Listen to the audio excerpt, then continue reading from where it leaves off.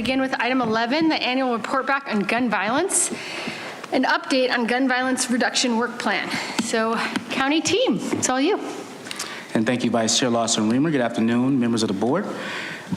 In February 2024, county staff provided the board with the annual report on gun violence and the gun violence reduction community needs assessment, final report and recommendations. The board directed staff to return in early 2025 with the annual report on gun violence and updates on the gun violence reduction work plan. The gun violence reduction work plan goals are to reduce gun violence and improve public safety, focusing on data-driven actions. Today, I'm joined by Dante Dawes and Lisa Nugent with our Public Safety Group Executive Office. Lisa will be presenting on the annual report on gun violence, and Dante will report on the gun violence reduction program work plan update. I'll now pass it off to Lisa. Thank you, Andrew. The annual report on gun violence includes data on privately made, non-serialized firearm seizures, commonly referred to as ghost guns, firearm-related suicides and homicides, and firearm-related emergency department visits and hospitalizations. This bar chart shows seizures of privately made, non-serialized firearms by the San Diego Sheriff's Office from 2020 to 2024. From 2023 to 2024, seizures decreased 39% from 210 down to 129. In 2024, the sheriff brought a total of 368 charges in relation to the 129 firearms that were seized.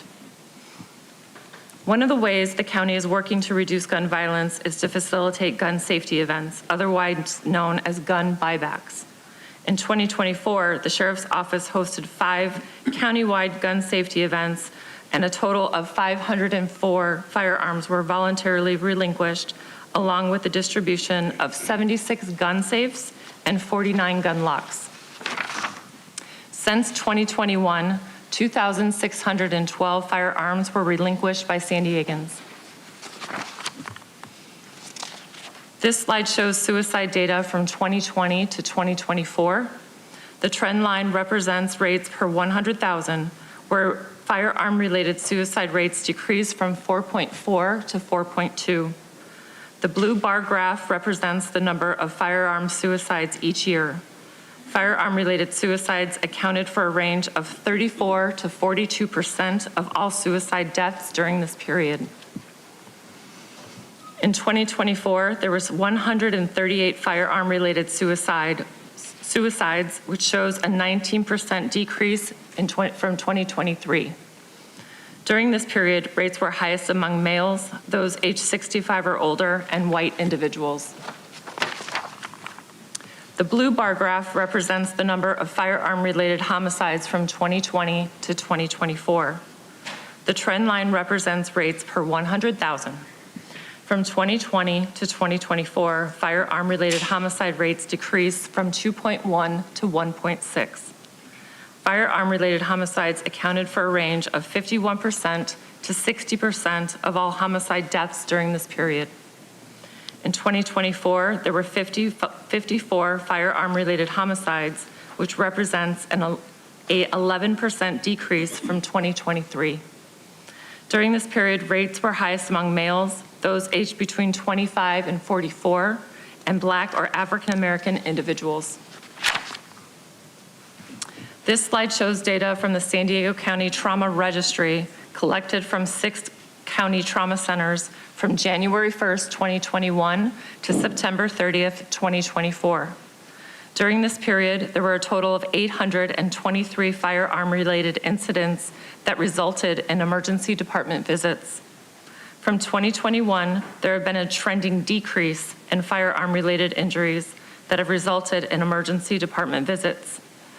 Although the data for Q4 in 2024 is not yet available, numbers through Q3 show 118 injuries resulting in emergency departments, down 152 during the same period the previous year. During the period from 2021 through September 30th, 2024, overall, males, those aged between 25 and 44, and Hispanic or Latino individuals had the highest percentage of firearm-related emergency department visits. From January 1st, 2021 to September 30th, 2024, there were 639 firearm-related incidents that resulted in hospitalization. Similar to emergency department visits from 2021, there has been a trending decrease in firearm-related injuries that had resulted in hospitalizations. Through quarter 3 in 2024, there were 89 injuries resulting in hospitalization compared to the 118 by quarter 3 of the previous year. Similar trends were observed during the period from 2021 through September 30th, 2024, with the highest percentage of firearm-related hospitalization seen among males, those aged between 25 and 44, and Hispanic or Latino individuals. I will now turn it over to Dante, who will provide an update on the Gun Violence Reduction Program work plan for fiscal year 24-25. Thank you. Thank you, Lisa. The Gun Violence Reduction Program is a 14-item work plan that was developed from the Community Needs Assessment with a primary focus on suicide prevention, domestic and intimate partner violence prevention, and community violence intervention. We began work in July 2024 by developing an implementation plan to outline the tasks, resources, timelines, and evaluation processes to ensure a strong program foundation. The program website was developed in August of 2024 and will continue to be updated as work plan actions evolve. In December 2024, we hired and onboarded our program coordinator, Lisa Nugent. We have also developed a grant tracking tool to monitor state and federal actions for opportunities for investment in communities impacted by gun violence. On April 7th, 2025, we applied for a state grant for suicide prevention to provide outreach and education to at-risk individuals identified by the annual violence data report. And by August 18th, 2025, we will submit another grant application for community violence intervention. Community and stakeholder collaboration is at the center of the Gun Violence Reduction Program work plan. In October 2024, a 9-person Community Partnership Council was established to provide their feedback in the development, implementation, and monitoring of the work plan. The Community Partnership Council provides their insight and information sharing between the community and the county. The first meeting was held in January 2025 and meets bi-monthly. In addition to the Community Partnership Council, staff also formed the County Leadership Committee to serve as an internal advisory council to provide guidance in the development, implementation, and monitoring of the work plan. The County Leadership Committee's first meeting was held in April 2025 and meets quarterly. For fiscal year 25-26, we will continue our collaboration with the Office of Equity and Racial Justice staff and host town hall listening sessions to continue sharing work plan updates and provide continued opportunities for community members to continue to share their feedback related to action plans. We are also in the process of reestablishing the North County Gang Commission and anticipate the commission to reconvene meetings summer of 2025. The work plan focuses on suicide prevention, which includes the development of educational content for safe storage of firearms and increased suicide prevention strategies. In addressing suicide prevention, we collaborated with Behavioral Health Services, who amended 2 contracts to conduct this work. As a result, suicide prevention trainings for the community were increased. These were directed towards high-risk populations, as indicated by data.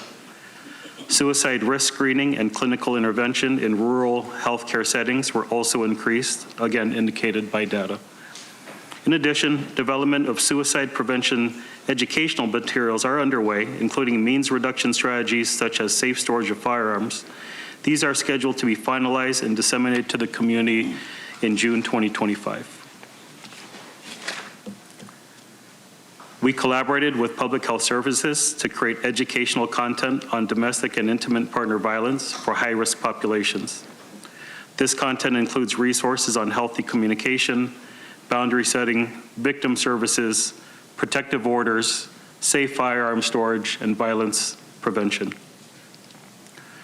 Public Public Health Services worked with the Domestic Violence Council to develop awareness materials and distributed them in South Bay breweries, coffee houses, and restaurants via QR codes for easy access to educational information. Additionally, Public Health Services is organizing a healthcare provider training on May 16th, 2025, and will provide firearm safety information and resources to over 100 healthcare providers. To address community violence, we first identified agencies and organizations that operate violence intervention programs and coordinated with these stakeholders to identify new and existing opportunities to strengthen violence intervention programs in communities at highest risk of violence in San Diego County. We selected a contractor to develop community-specific community violence intervention action plans with a focus on Vista and Spring Valley, areas identified as having a higher risk of gun violence based on findings from the community needs assessment. 4 planning sessions were held in February and March 2025 to develop actionable strategies for reducing gun violence and engaging community members, youth, schools, and law enforcement. Based on the unique needs of each community, the contractor will submit short and long-term action plans by June 30th, 2025 to inform on future gun violence reduction efforts. The Office of Evaluation, Performance, and Analytics is conducting a literature review to provide a framework for the development of a hospital-based violence intervention program. This project, set to launch in fiscal year 25-26, will involve partnerships between trauma hospitals and community organizations to support firearm injury patients and their families. Both the Community Partnership Council and the County Leadership Committee will provide guidance on project development. I will now turn the presentation back to Andrew Strom. And thanks, Dante. Today's recommendations include receiving the annual report on gun violence in San Diego County and the update on the gun violence reduction work plan. Vice Chair Lawson Rimmer and members of the board, this concludes our presentation, and we're here for any questions. Okay, thank you very much. We'll now turn to public comment. Thank you, Vice Chair Lawson Reamer. We have 10 requests to speak on this item, 3 in person and 7 requesting to speak by phone. Also note that we received 2 e-comments, 1 in opposition and 1 neutral.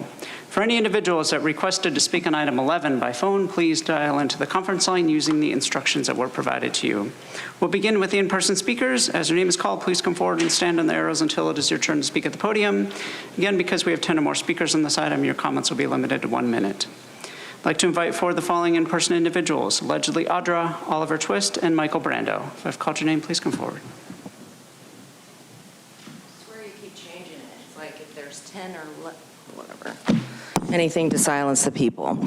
So it's funny that you guys care about suicide, because in 10 states it is legal to give lethal medications that people self-administer, and that includes California and many other states. So it's interesting that you do care about that, but this isn't what this is really about. It's about taking the guns out of the hands of the people, because the government is afraid of the people, and the people rising up and taking over the government that is basically doing wrong by the people, and that's our duty under the Declaration of Independence. But hey, whatever. And it's interesting because you think you take away guns and you think you stop suicide.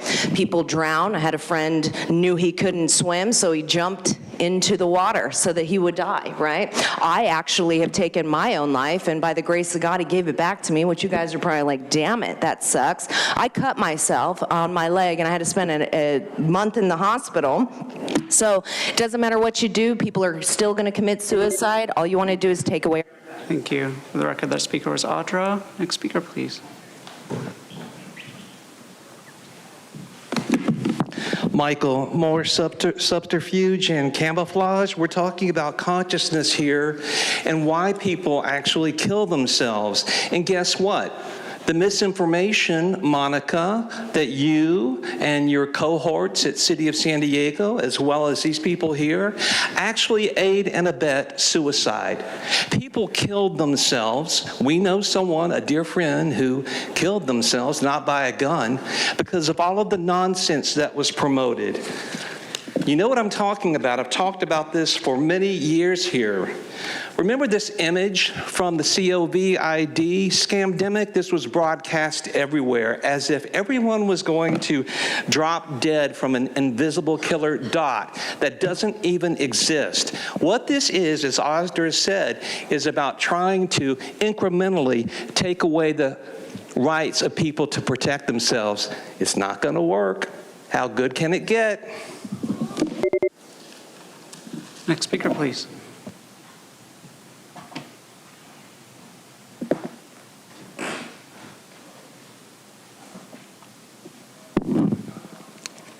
Hi. Oliver Twist here, a.k.a. Mary Davis. First of all, shame a minute. We need a lot more time than that.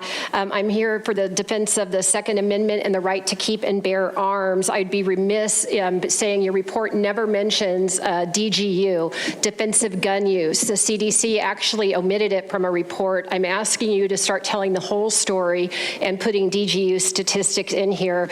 There's a monthly magazine that can help you. It would. They have stories every month about people that were able to defend themselves and their loved ones. Lastly, I'd also, not lastly, but I'd like you to include SB 54 statistics. These are 3 girls that should be alive had SB 54 not been in effect, and that's part of the gun violence reduction.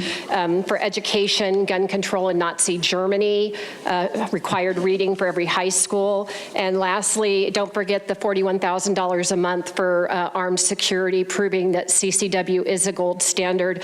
Tip of the hat to those businesses that keep us armed. Thank you. Thank you. We'll now hear from the individuals that requested to speak by phone. We will begin with our first caller.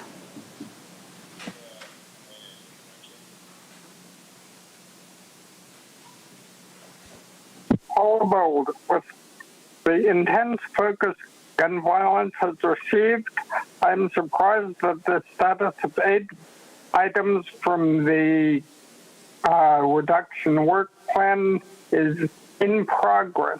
We're exploring for FY 25 to 26, and only 4 are completed. Not sure why the firearm homicide rate among blacks in 2024 was still 7.1 per 100,000, 11 in all, although among Asians it was 0. The highest number was among Latinos at 26. Overall, 106 homicides in 2024, a 10% decrease over 5 years, which suggests if you want to do it, you will, but very few of us do. The gun violence reduction program had much to do with this, since it was only established. You now hear from the next caller.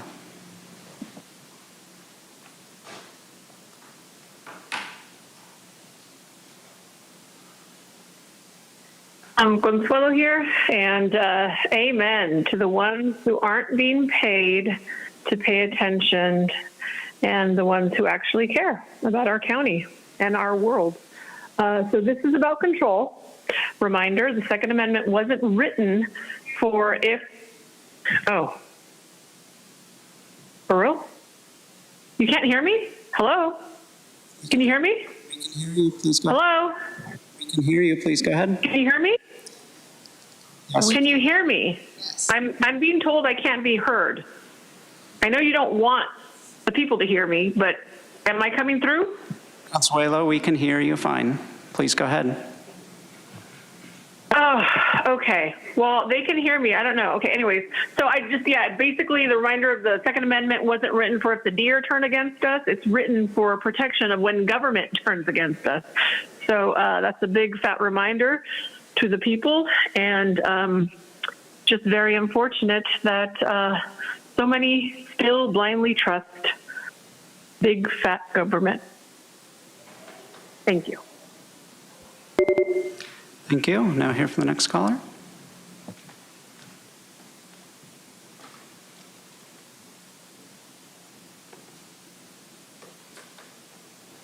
Besides criminal aliens and drug runners shooting up cops, do we have an epidemic of people going around, that have guns for self-defense, going around killing people? I don't think so. Now, if you're concerned about the suicide thing, by all means, go ahead and take away the guns, because there are other ways to commit suicide, like, for example, death by cop. That way, it traumatizes more and more people, and the person committing suicide that has a mission that wants to go ahead and say, could go ahead and, have a letter with them, I guess. I have no fucking idea. It's all stupid. If you're trying to stop people from killing themselves, if they want to kill themselves, they're going to kill themselves. There's not a goddamn thing you could do to stop it. For example, the guy that was off at that street, right across the street, I can't think of the name of it. Thank you. For the record, the speaker is Gambler, and then I'd like to invite for the final in-person speaker, Marco Espinosa.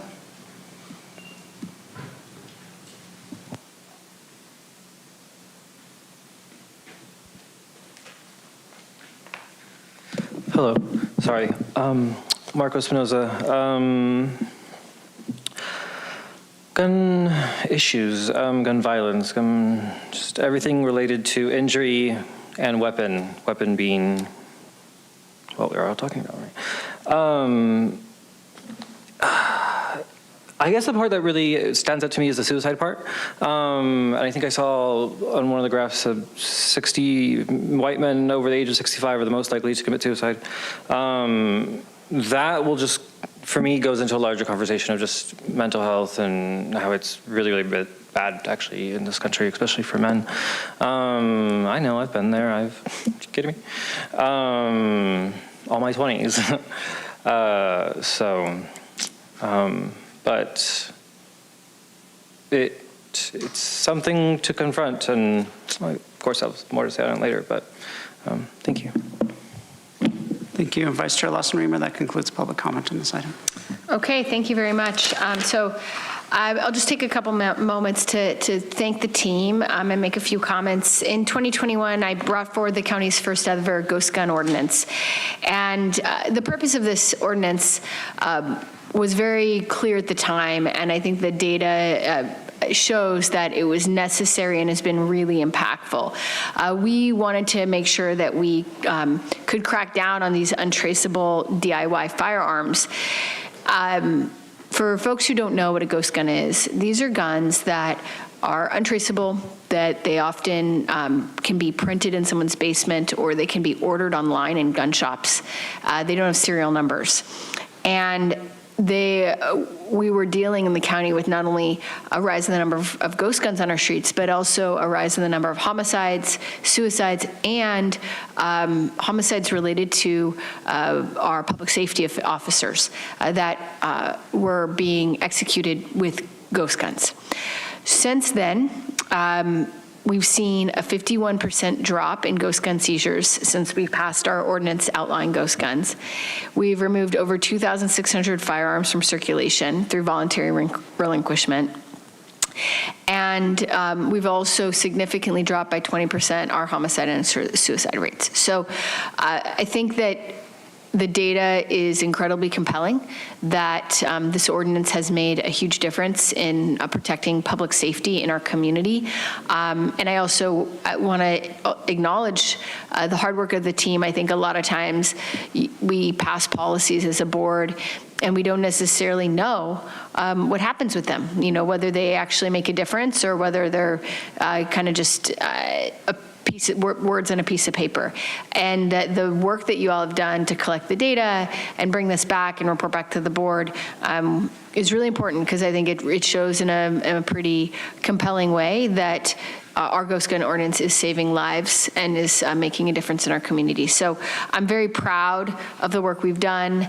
I hope we can continue moving forward and protecting our community from gun violence with additional board action in the future.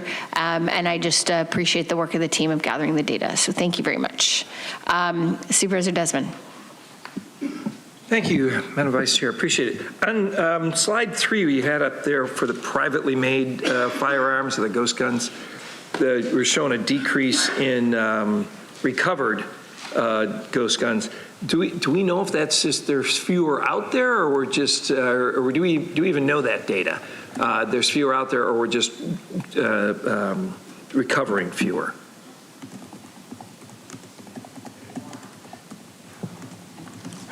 And I think we have somebody from the Sheriff's Department who should be able to speak to some data around that may be able to responsive to your question. Okay. Good afternoon, Madam Vice Chair, Board of Supervisors. My name's John Malin. I'm currently the captain at the Vista Sheriff Station. Oh. Okay. So you'd like me to answer whether or not there are more guns out there? Well, I guess because we're seeing the drop, which is good, I guess, of recovering the ghost guns. But do we know if that's because we're just recovering less or there's less out there? I guess, are we really reducing the number or are we just recovering less? I guess from this chart, I can't really tell. So the short answer is I don't know the answer to that question. I will say that we do see spikes, and I think it's important to note that when deputies serve a search warrant or make an arrest, sometimes a single ghost gun could be recovered. However, there are search warrants that are executed where 30 are recovered, and that's where you'll see these big spikes. So I think that the numbers are pretty consistent across the board, with the exception of those spikes related to a larger seizure. It's a lot like a narcotic. Sometimes we'll seize a very small amount, but sometimes you will come across somebody who has them potentially for sale, and that's where we're seeing those. Okay. Well, hopefully it's decreasing the number that's out there. I appreciate it. Okay, thank you. Then let's just have just a couple of comments. That I'm glad to see the suicides and homicides have decreased. Also, to see the effort on, more focused effort on the suicide prevention, which is still, unfortunately, the biggest cause of death by firearm by like 70%, which to me was just astonishing. So I'm glad to see that those numbers coming down, and thanks for your work, I guess, to reestablish and revitalize the North County Gang Commission. So thank you very much for reinvigorating that and getting that back. So hopefully that's going to yield some more positive results in Vista and the rest of North County. But so thank you very much. Appreciate it. Okay, thank you very much. Any other comments from my colleagues? Okay, then do we need a motion on this? Okay, we don't need a motion, so just thank you very much to the team.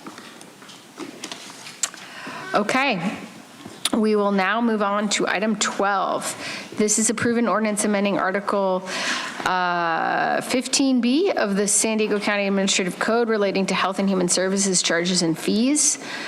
Do we have a presentation? Only. Do any of my colleagues want a presentation on this item? Everyone's good? Okay, great. So we will move to public comment.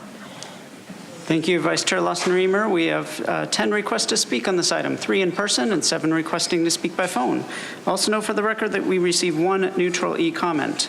For any individuals that requested to speak on item 12 by phone, please dial into the conference line using the instructions that were provided to you. We'll begin with the in-person speakers. As their name is called, please come forward. Again, since there are 10 more speakers on this item, you'll have 1 minute to address the board. I'd like to invite forward allegedly Audra, Michael Brando, and Marco Espinoza. I've called your name. Please come forward.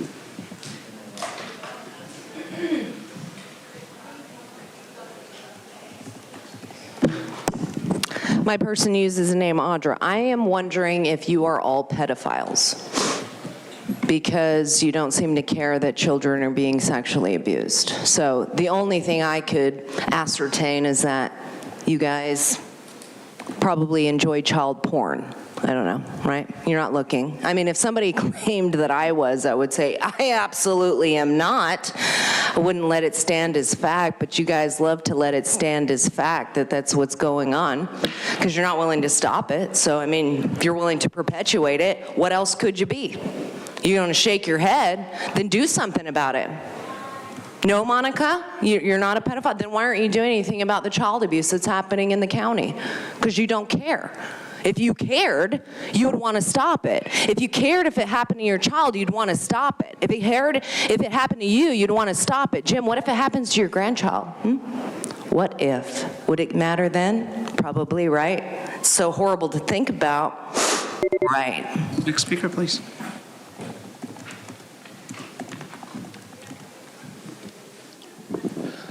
Michael, in relationship to HHS here, the local, as well as at the national level, the federal, please look up, the federal level, all interlinked together. Robert F. Kennedy Jr. just this week said that HHS has been the primary vehicle the primary hub of child sex trafficking, child abduction, child rape, all of those unspeakable things. And yet here we are talking about HHS as if it's a legitimate organization and, dealing with its fees. I want to know if it's really about health. Because if it is, Jim, how come none of you are talking about what Robert F. Kennedy Jr. said, that HHS has been the key for child trafficking? What's being hidden here? In spite of the unspeakableness of this, it's all going to come to light. Next speaker, please.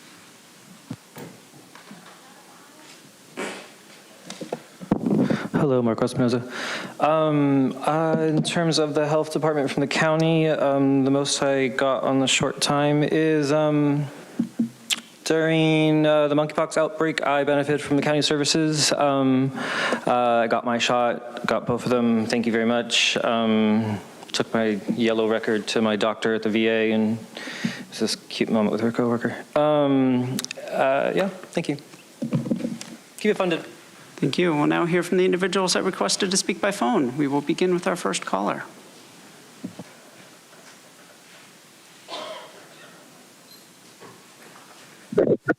Although, in contrast to item 3, I see some very generous fee decreases and cancellations at the public health lab. But I'm concerned about the 13% private pay rate increase at the Edgemore Behavioral Facility. The board letter explains an increase is proposed to align with updated full cost recovery information. However, attachment A does not explain how it aligns with full cost recovery. Besides, I thought the idea of behavioral treatment was actual treatment, not fee increases, presumably on patients who will be faced with the fee increase they didn't sign up for when admitted to the hospital. Cost recovery tends to favor the rich over lower-income people and can inflame societal tension. So yes to the PHL fee adjustments, but a big no to the Edgemore fee increase. Thank you. Hear from the next caller.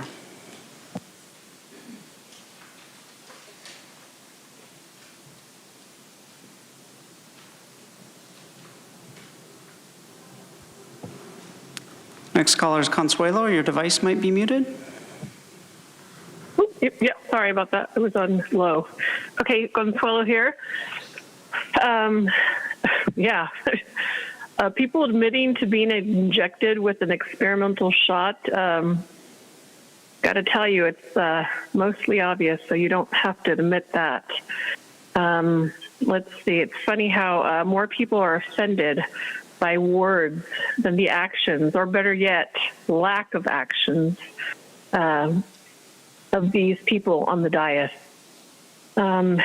It's just a sad time where, how lawyers are supposed to defend the law when they are in fact in cahoots with those who, break it. Doctors, they're supposed to help heal you when they're in fact in cahoots with the pharmaceutical industry that continue to have you be on this cycle of never healing. Our tax dollars that are supposed to be going to good use are just... Thank you. Now hear from the next caller.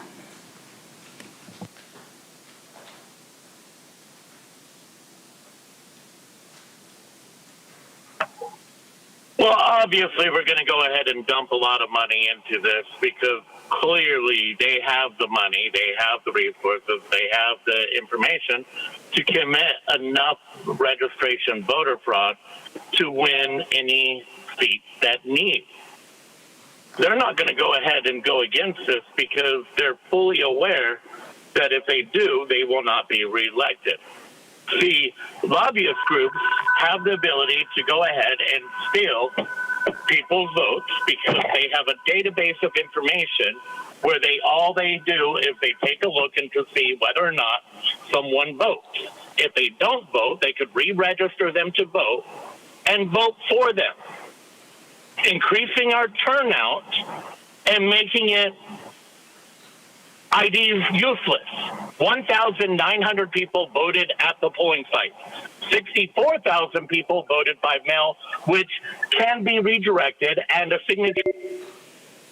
Thank you. Vice Chair Lawson-Remer, not seeing any additional callers in the queue. That concludes public comment on this item. Supervisor Montgomery Steppe. Just wanted to move the item. Okay, we have a motion by Supervisor Montgomery Steppe. Any seconds? Second. Second by Supervisor Anderson. Please vote.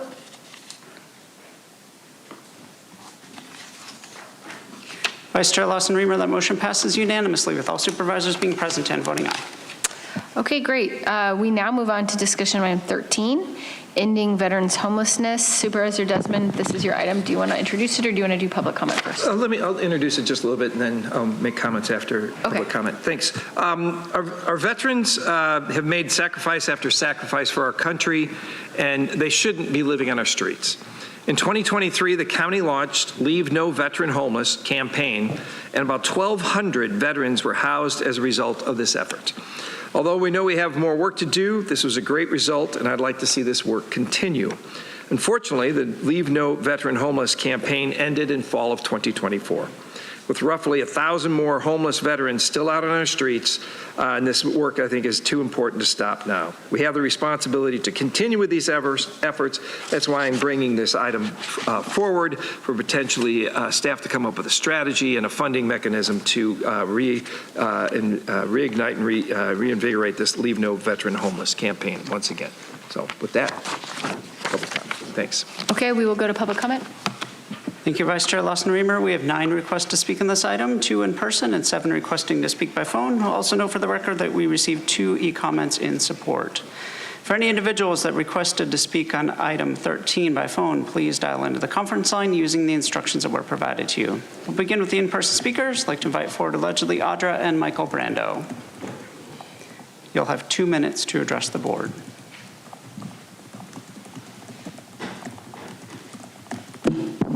My person uses the name Audra. It's so interesting that we love to exploit people, right? We're going to use them as a means to get more money, to pretend to end something that you create. You know what I'm saying? Like, you guys create homelessness, and then you're like, we want to combat it. It's like LA and their overdose outreach program where they're handing out pipes and needles, but also naloxone. We're going to give you the means to overdose, but then we'll be there when you overdose. It'll be good. So it's like, we do such a disservice. Like, no one should be homeless. So it should be saying no one, not just veterans, but veterans are a big part, but we're doing them a disservice. Like, you guys sit there and, first of all, it sucks because they're going and fighting wars that they shouldn't even be fighting. It's like the Rothschilds, fund both sides. So it's like either way, you win. It's just interesting to see how this world works because it's inverted, it's upside down, it is filled with just evilness. And man, it's just like seeping out of the dais that you guys sit on. Which is funny, you're like, we need to be up on a pedestal to make people feel lower than us. We're gonna take their money. We're going to exploit people like children, veterans, the homeless, whoever. Tell them they have behavioral health issues when it's really us that do. Just interesting. And man, I wish I could be there when you meet our maker to be like, how are you going to answer those questions, right? It's going to be, maybe God will do me a favor and let me be there. That would be pretty cool. Just to see the answers that come out of your mouth will be like just like they are on the dais, full of shit. It smells very poopy up here. That's okay. We have diapers, right? Are you guys wearing diapers? Maybe that's what we're smelling. It's good. All right. Next speaker, please. Michael, it's funny how this topic really dovetails with all the other topics like suicide and all these other unspeakable things. Jim, I really get what you're aiming at here, and I'm not actually against helping people with homelessness, but it seems like the pattern is we never get to the deeper root, the deeper cause. I remember having a conversation with some of the guys in Coronado in the military, the horror that they experienced internally when they realized the nature of the September 11th, quote unquote, attacks and the false narratives that were built around that. It's an example of the deepest betrayal. People who have looked to false authority for their guidance and their sense of self and for a sense of wholesomeness. And when they realize these deep false narratives have been told to them their entire life, it's completely understandable, comprehensible why someone would move into despair and want to give up and do things that lead to homelessness based on all the beliefs that were handed to them that were false. Monica, you're one of the most egregious offenders of people up here, and I'm not picking on you because of your race. Step outside of your physical body and look at yourself as a spirit. When people say that they are the arbiters of correct information and everyone else is spreading misinformation, that in itself can lead to people's sense of hopelessness and despair, which leads to homelessness and suicide. The good news is all of this is going to crash course and self-implode. How good can it get? Thank you. We'll now hear from the individuals that requested to speak by phone. We will start with our first caller.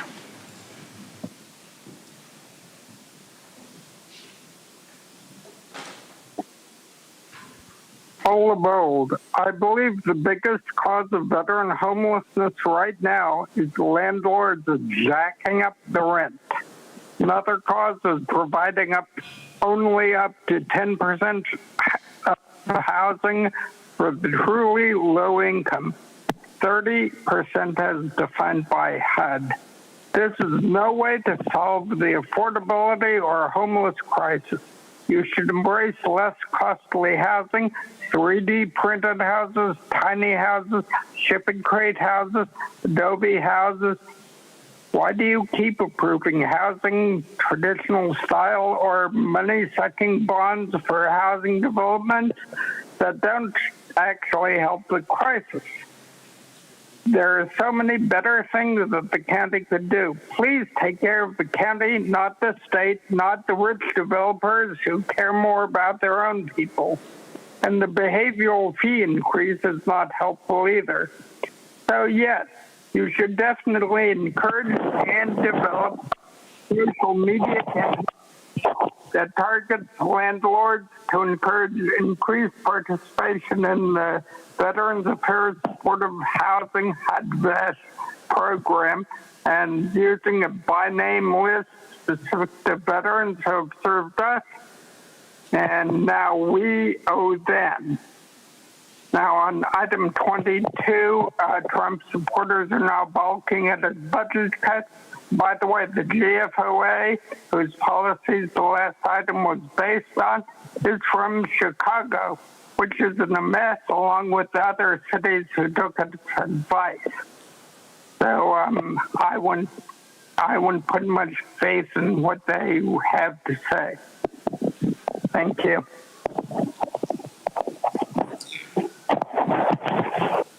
We'll hear from the next caller.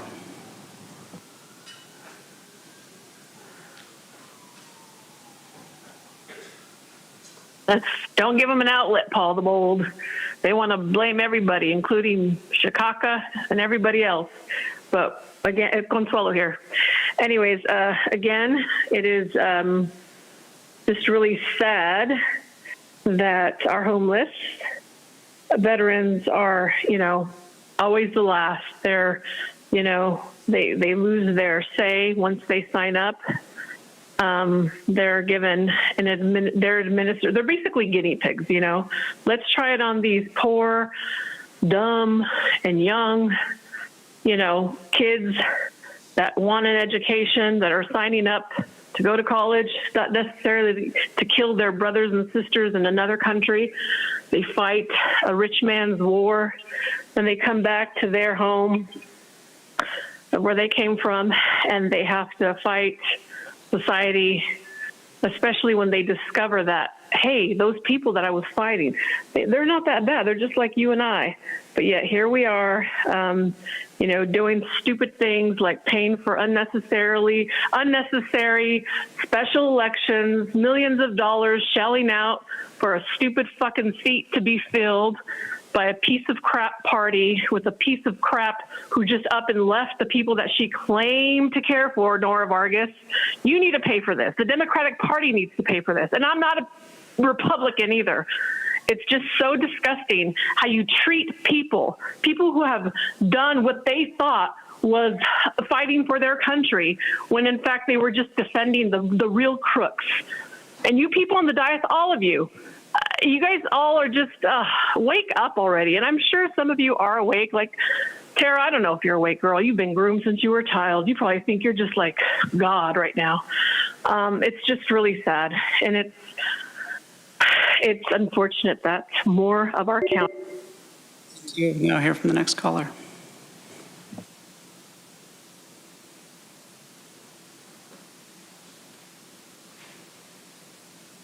Here is another example of Jim Desmond acting like he's trying to solve a problem when in reality, he's just trying to extract more money. See, the Board of Supervisors determine who gets the certs. We have more than enough certs to give all the veterans places to live. Unfortunately, we don't prioritize them above everyone else. Matter of fact, they're number 2 or 3. Number 1 is illegal criminal migrants. They get priority.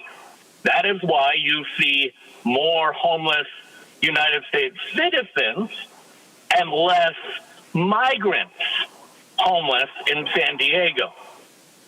Now, they're going to go ahead and ask for more money because they're trying to go ahead and help us out. But really, that money is going to go help more criminal migrants go ahead and do this.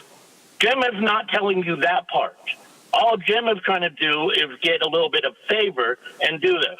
And by the way, Monica, you aren't the arbiter of truth, because here's a perfect example. There has not been an accurate election study since '93, since ACLU stopped anyone from cross-checking the work of the registrar. The only way that you could go ahead and check and see if the Heritage Report and whether or not you are correct is asking a DOJ to come down here and do a second investigation on an election. If you believe in our elections that hard, then there should be zero reason for to do that. Unless if you're full of shit and you know you're lying, and therefore you will not even hint at an idea of a DOJ investigation because you know people are committing voter fraud through the registration voter. Thank you. For the record, that speaker was Gambler. We'll hear from the next caller.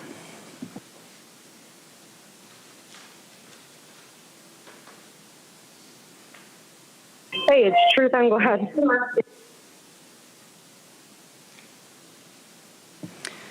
Truth, your device might be muted.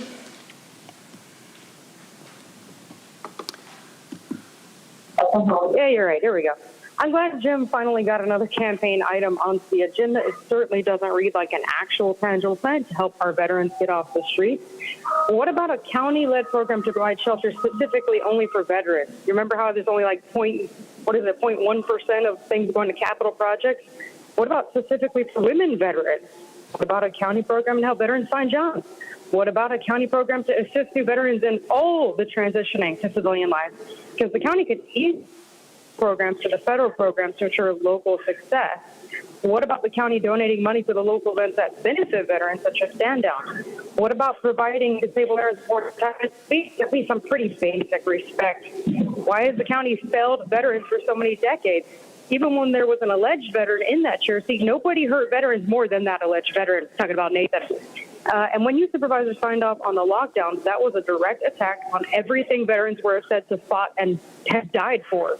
When every supervisor but Jim signed off on the $9 million migrant shelter, you facilitated another attack or invasion upon this country. And every veteran took an oath to defend, foreign and domestic. How dare any one of you campaign off the backs of veterans? That includes both of my veteran parents who were never offered any help on their way out and have had to deal with this entire board as a disgusting embarrassment to our country they serve and they continue to serve. You guys would benefit from knowing a little something about public service rather than the usual self-service you always engage in at every meeting. It'd be great if you actually would just quit. That would be doing a better service than anything you guys have done. Sorry to tell you that, but that's just the truth of the matter. Thank you. We'll now hear from the next caller.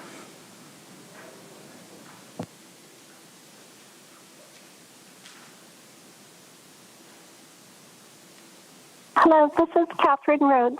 In 2008, around 17 years ago, I created the Veterans Administration Supportive Housing VASH vouchers, which gave 100,000 veterans housed nationwide. And I did that by going to Veterans Village and speaking with the heads of HUDs and Veterans Administration.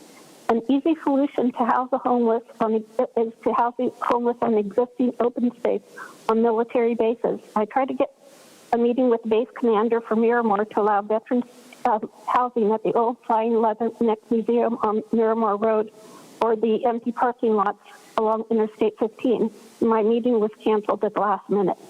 4 years ago, many churches wanted to house the homeless on their property, but county staff would only give $10,000 for a tiny home and no money for bathrooms or kitchens or ongoing operations. The solution is to reconvene the churches that were interested in helping the homeless and force staff to allow funding for bathrooms, kitchens, and ongoing operations like you're doing for your other tiny homes where you're giving them like $400,000, which compared to our little measly $10,000 per unit. Many people want to help, but were sabotaged by your county staff. Supervisor Jim Desmond, please call me so I can show you the existing solutions. I have so many solutions for you. Or please, county staff, please reach out to me so that I could give you all this information and we could, get people together. What you did before is you had online meetings for people like me, just small little people who wanted to help the homeless and the churches. We all wanted to help. We said, we can do this. Your staff said, oh, great idea. And then they literally sabotaged us by not giving us any funding and tried to say that, supervisors only want you to have $10,000 per unit. Thank you. Vice Chair Lawson-Remer, that concludes public comment on this item. Okay, thank you very much. Supervisor Desmond? Thank you, Madam Vice Chair. In the past, when the county ran a social media campaign, we saw an increase in the number of landlord participation in the VASH program, which is a Veterans Affairs Supportive Housing Program. The social media campaign focused on outreach to landlords and education about the benefits of participating in the VASH program. And so today's item, we seek to identify ongoing funding to continue the social media campaigns. For the VASH program, the veterans are responsible for a portion of the rent based on their income, and the vouchers cover the rest. So this means that a lot more landlords will still be getting their fair market rate for their rentals. However, this program is contingent on funding, and today's action just seeks to secure ongoing funding so that money is available for every participating landlord. And we already have established a veteran by name list in partnership with the Regional Task Force on Homelessness.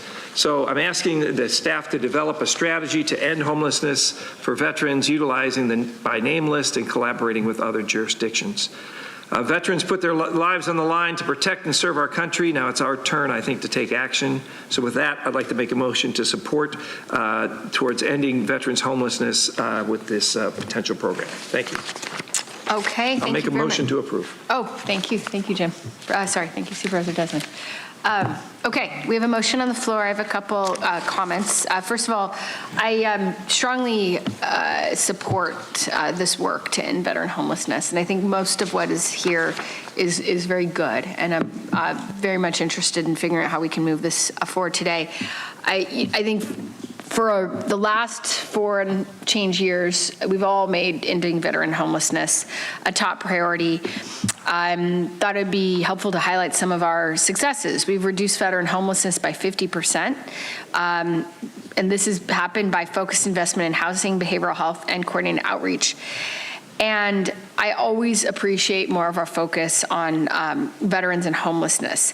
I do think it's hard to move this forward without kind of engaging in the larger context, because most of the work that's done to support veterans is obviously done by the VA. And we play a really important role locally in supporting the VA and the implementation of their programs and being a bridge. We've talked about this in terms of the VASH funding, but beyond that. So again, I do really appreciate a lot of what's in here, but I think we are missing the elephant in the room if we're not also engaging on how do we ensure that the VA continues to step up and support our communities. So I have drafted a letter that I'm actually planning to send. Either way, I'll be sending it. But I thought it would be nice to invite my colleagues to join, since I do think this represents a shared agenda regarding veterans homelessness. So the item that I'd like to propose would be to make a friendly amendment to your board item, Supervisor Desmond, that would just reiterate our commitment to ensuring that the VA provides essential services to our community. And so this recommendation would be to direct the CAO to send a county letter to Speaker Mike Johnson and VA Secretary Doug Collins opposing the proposed staff VA cuts. And just for context for folks who are potentially unaware, there was a memo that was released approximately a week and a half ago from VA Secretary Doug Collins proposing to reduce the VA's workforce to 2019 levels, which would be about cutting about 83,000 positions, 15% of the total workforce.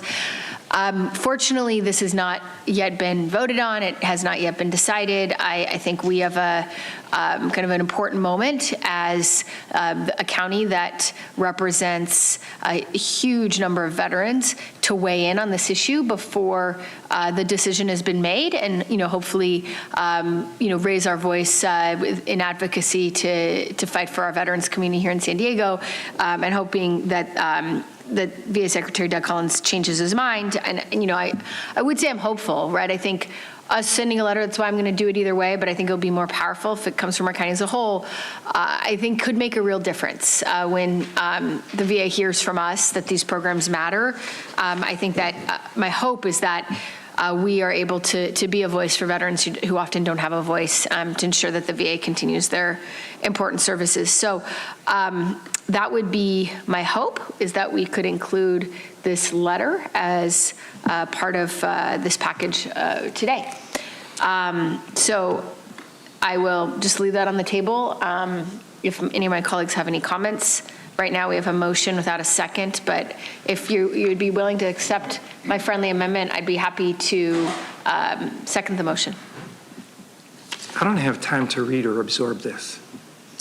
So I'd like to just leave the motion as is and then have I'm happy a chance. to pause. We can all sit here. I mean, I don't want us to not be able to do our county business because we don't have time to read a letter. I'd like to leave the motion as is. I don't want to be put on the spot of having to read this once and then, I mean, this is what, 5 pages? It's 2 pages. Well, you've got some memorandum in here. 1.5.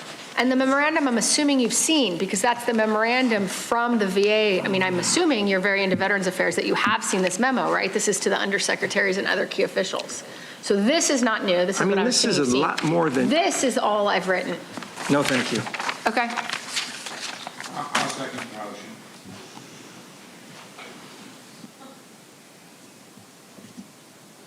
Supervisor Montgomery Stepp. Thank you. I wanted to go to the board letter and ask about, and actually this, I do think the letter is on point. If we're looking at the population holistically, I think there's 4 short paragraphs here. It is, it is all of our first time seeing it, but I think it goes in line with the board letter. So ask the supervisor to consider.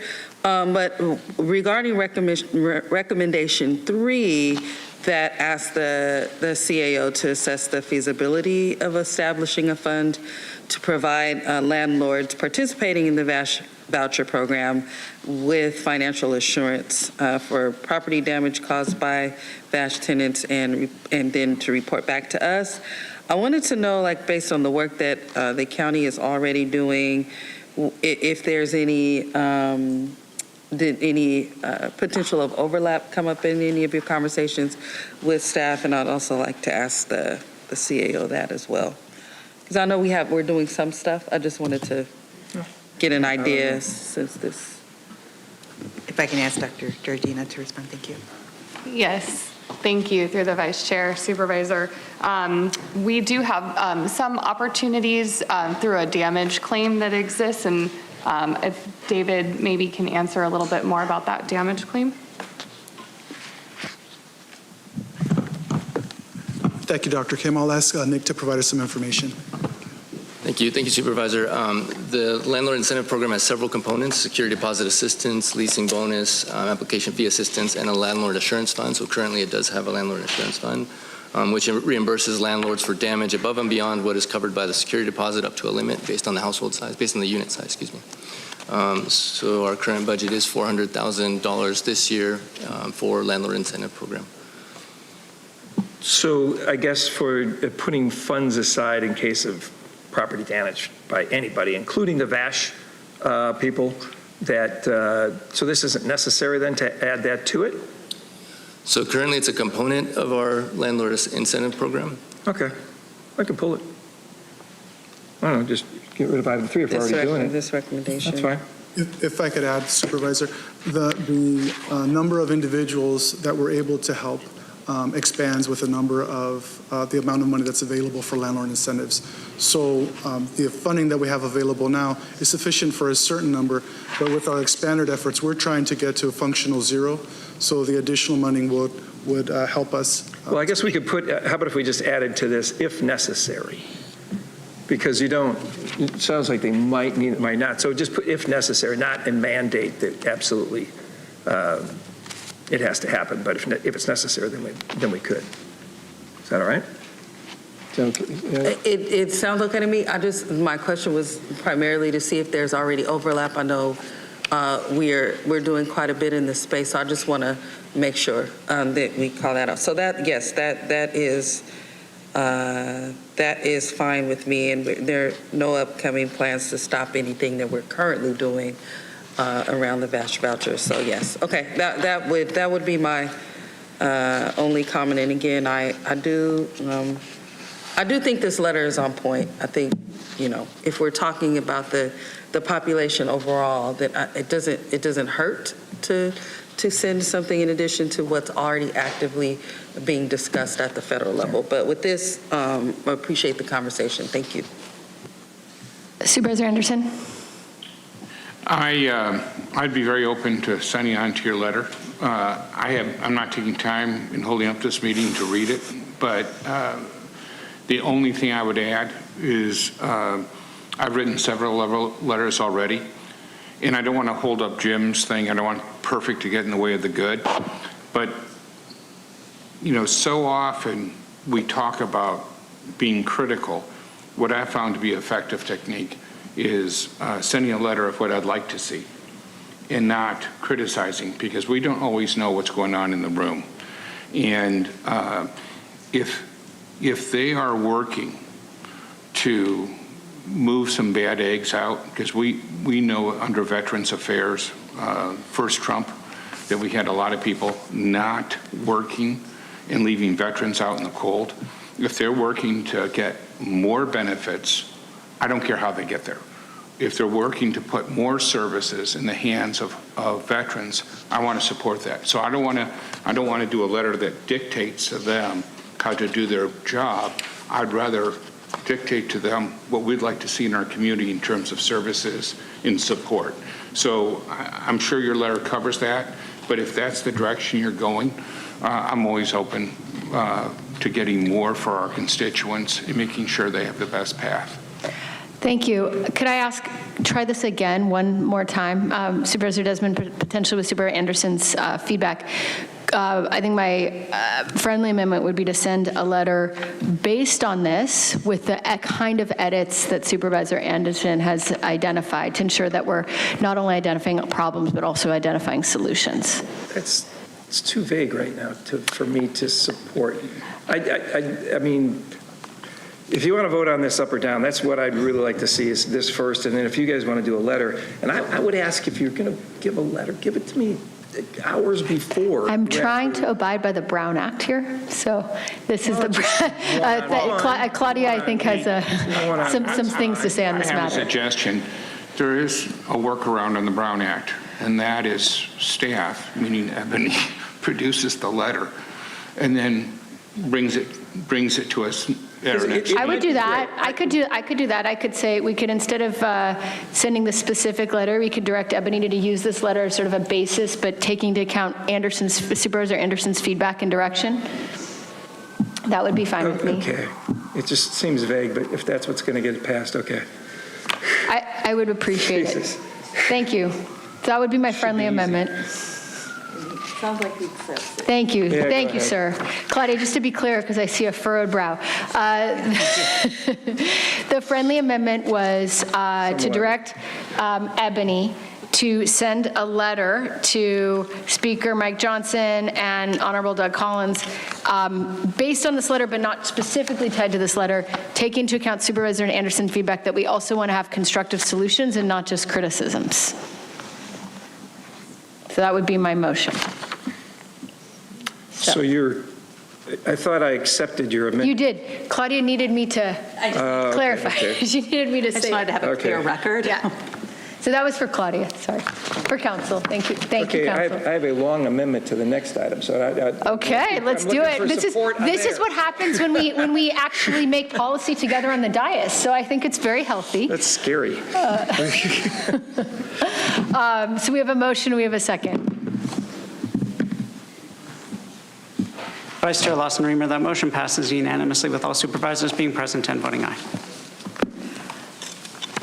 Okay, thank you very much. So now we're moving on to item 14,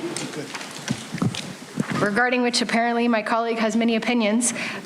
Set a hearing for June 3rd, 2025, Fallbrook, acquisition of approximately 3 acres of land from North County Fire Protection District. I will hand it over to county staff for a presentation. Thank you.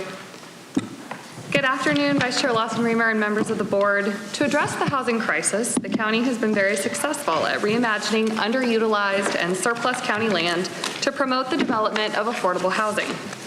These efforts, combined with other housing initiatives, align with the county's housing blueprint, like the Innovative Housing Trust Fund, No Place Like Home program, and expansion of project-based vouchers, have led to thousands of new units of affordable housing being developed across the region. In 2023, the board directed staff to explore opportunities to acquire land for development of affordable senior housing. Staff have identified a property in Fallbrook, and today we are seeking your approval to proceed with a hearing where authorization of the land purchase can occur. I'll now turn it over to David Estrella, Director of Housing and Community Development Services, and Marco Medved, Director of the Department of General Services, to review the item before you today. Thank you, Dr. Kim. Since 2017, HCDS, in collaboration with DGS, has spearheaded a coordinated effort to assess county-owned land deemed surplus to county need for its potential to support affordable housing.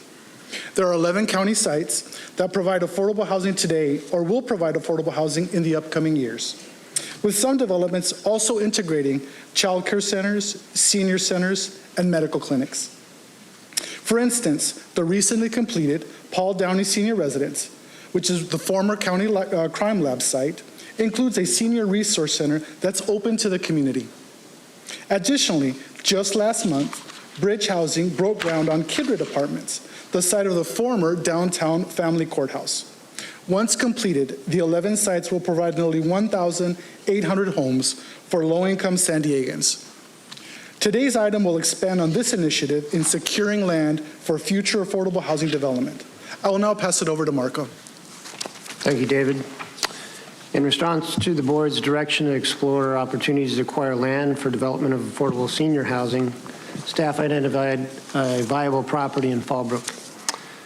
This 3-acre site is owned by the North County Fire Protection District and valued at just over $2 million. The following slides provide an overview of the next steps for potential development of the property. After the board's approval to acquire the property, General Services will work with the North County Fire Protection District to finalize the purchase. And prior to issuing a request for proposals, Housing and Community Development Services will conduct a market survey. This market survey will assess factors such as income levels, demographics, and current housing gaps in Fallbrook to ensure that the property effectively serves the populations most in need. After the market study is completed, a request for proposals will be issued to select an affordable housing developer. And after that developer is selected, one of the first tasks will be to complete a general plan amendment and a CEQA. Those tasks will take approximately 3 years to complete, after which the developer can begin to secure financing and continue with the project. In the interim, as you can see on the blue arrow beneath it, there will be some recreation uses that will be able to continue as all this process is going on throughout the timeline. And I'll pass it now back over to David. Thank you, Marco. The repurposing of this land will not only aid in the creation of affordable housing options, but will meet the needs of low-income residents for years to come.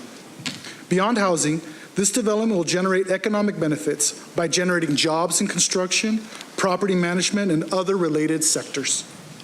Purchasing this property from North County Fire Protection District presents the opportunity for the district to potentially reinvest the funds in support of its mission and the community it serves.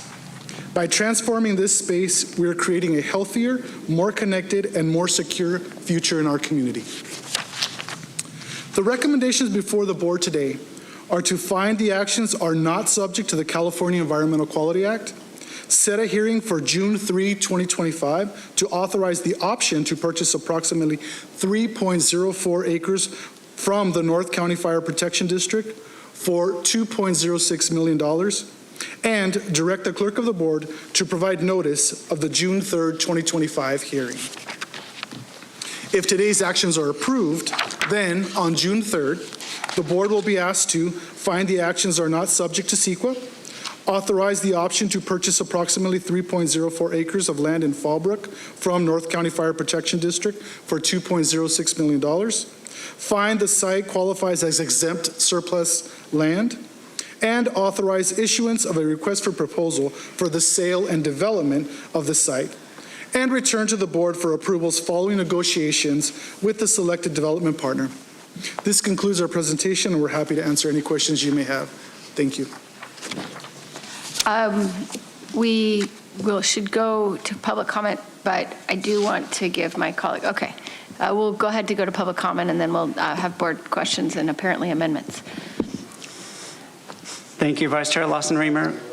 We have 8 requests to speak on this item, 2 in person and 6 requesting to speak by phone. Also note that we received 3 e-comments, all of those in opposition. Any individuals that requested to speak on item 14 by phone, please dial into the conference line using the instructions that were provided to you. We'll begin with the in-person speakers. I'd like to invite forward allegedly Audra and Keith McReynolds. If I've called your name, please come forward. You'll have 2 minutes to address the board, and I'll ask you to please state your name for the audio record.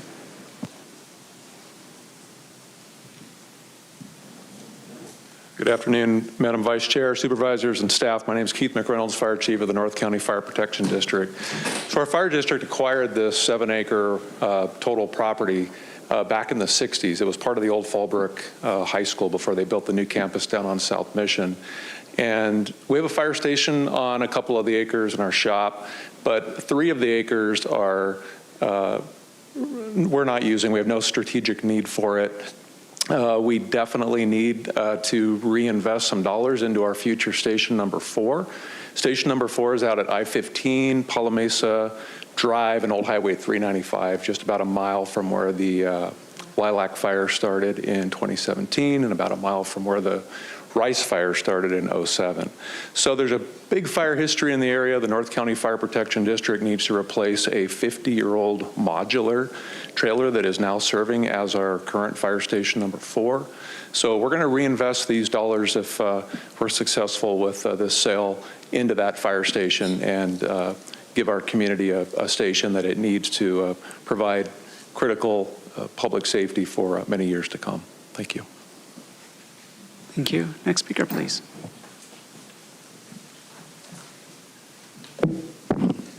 My person uses the name Audra. It's interesting because the fire department's under the county and the county's selling the fire department land. I don't know, whatever. But it's interesting because there is no affordable housing. It's all a racket. Because there's, you can sit here and you can say that this is deed restricted for however long. They don't actually have to rent those places out. Because what happens is you're it's only affordable because you have so many affordable places within that complex or whatever. They don't really have to rent it out. They can take application money from these people and pretend that they're doing that. But basically all the other places are market value. So, I mean, it's a scam for you guys to sit here and be like, we're providing affordable housing to the people. Why do you think people are leaving the county and the state in astronomical numbers? You think it's affordable, right? As long as you tell people that and you give them lip service that that's what's happening, then they're going to be like, they're doing really good stuff for us. But then when you go and you look for affordable housing, it doesn't even exist. So, I mean, you guys, if you really wanted it to be affordable, you would say the entire place needs to be affordable. You wouldn't be like, you just have to have 1 or 2 or 5 units that are affordable, and then we'll go ahead and let you get the money for the project. So, I mean, people see through what you guys are doing. Well, at least I do, and a lot of people do. But it's funny because you sit here and you guys gloat and tout as though you're really helping the people. Look at the homeless situation. Look at how much people are suffering. But I guess that's what you guys are here for. So good job. Good job for destroying children. Good job for destroying everybody's lives, right? I mean, as long as you guys get paid, because you guys are getting millions of dollars in other pay. Thank you. We'll now hear from the individuals that requested to speak by phone. We will begin with our first caller.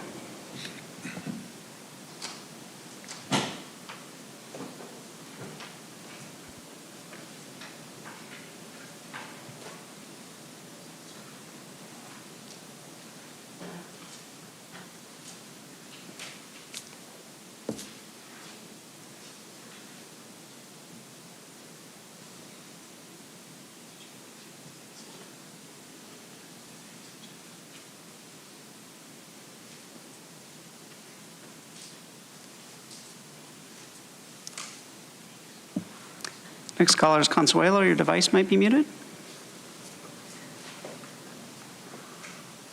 Okay, you're right. It was. Thank you.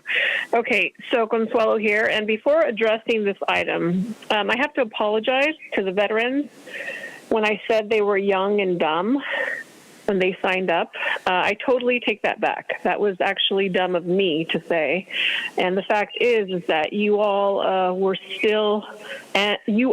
and are still being taken advantage of by a system run by a people who genuinely do not care. They behave recklessly with the lives of those who have risked it all, only to be treated like nobodies upon your return from duty and after the time you've served. So sorry for that. Anyways, yeah, also, Tara, you reminded me of a child who just got her way after behaving like a spoiled brat. You got patronizing and being manipulative down to a craft girl. Jim, where's your cojones, man? Come on, standing your ground isn't your strong suit, sir. Okay, so now on to this item. It is affordable to live in our beautiful county, Audra, if you're Bill Gates. And, yeah, we're on 14, right? And let's see. Yeah, I see that the San Diego County in the first paragraph, this is, again, we're defining low and very low income as below 80% of the area median income. HUD defines very low income as 30% of the AMI, low as 50%. Is this to let the landlords off the hook for high rents, or maybe you are discriminating against lower incomes despite the constant mention of equity? Yeah, they're equally screwing us all. I am glad the county is mandating that all units in the apartment buildings, I am glad that the county is mandating that all units in the apartment. You now hear from the next caller.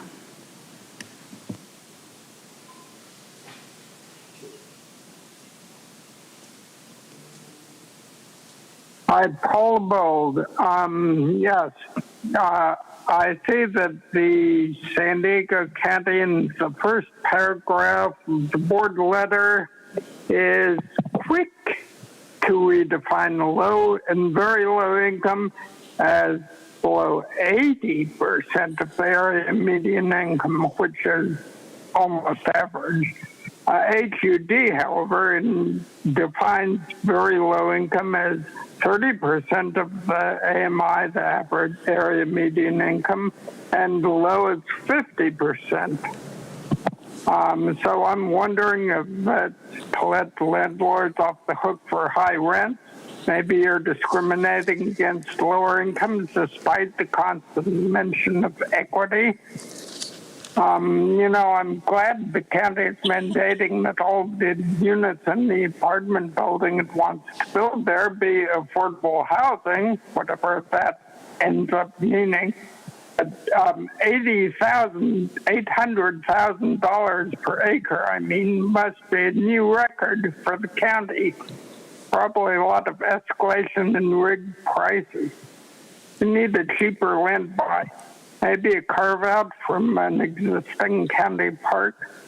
And on item 22, yes, you were yelling. The next behavioral monitor, outdoors dog Pepe, could probably confirm. I had to turn down the volume. Thanks.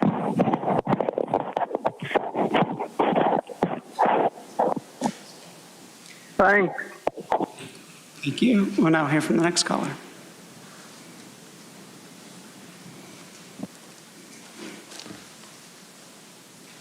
Hey, how you guys doing? I want to go ahead and talk because you guys were talking about the Brown Act violations. Curiosity. Are you breaking the Brown Act violation by using a restraining order from 4 people in the county of San Diego to prevent me from asking you guys for any questions through the phone? Yeah, that is a Brown Act violation. As long as I do not call those 4 lines, I am free to clear to go ahead and call you guys as many times as humanly possible. So if you guys want to continue telling me that you have the right not to answer my questions and continue to break the Brown Act violation, yes, Tara, that did not work. You having the county file the restraining order in order to prevent you from answering my question regarding election security. That right there is a Brown Act violation. End of story. You guys refusing to pick up my calls is a Brown Act violation, so don't get pissed off at me if I tell you you cannot understand normal thinking. Don't get pissed off.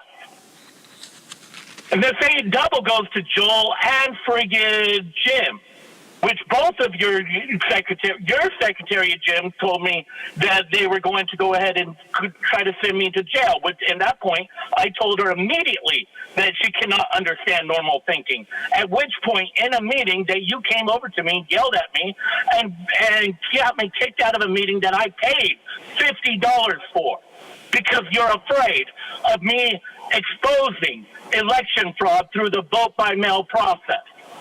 You want to go ahead and pretend you are solving the problem by doing by doing IDs, which only counts for what, 1,900 votes? That doesn't change shit. Thank you. For the record, that speaker was Gambler. We'll now hear from the final caller.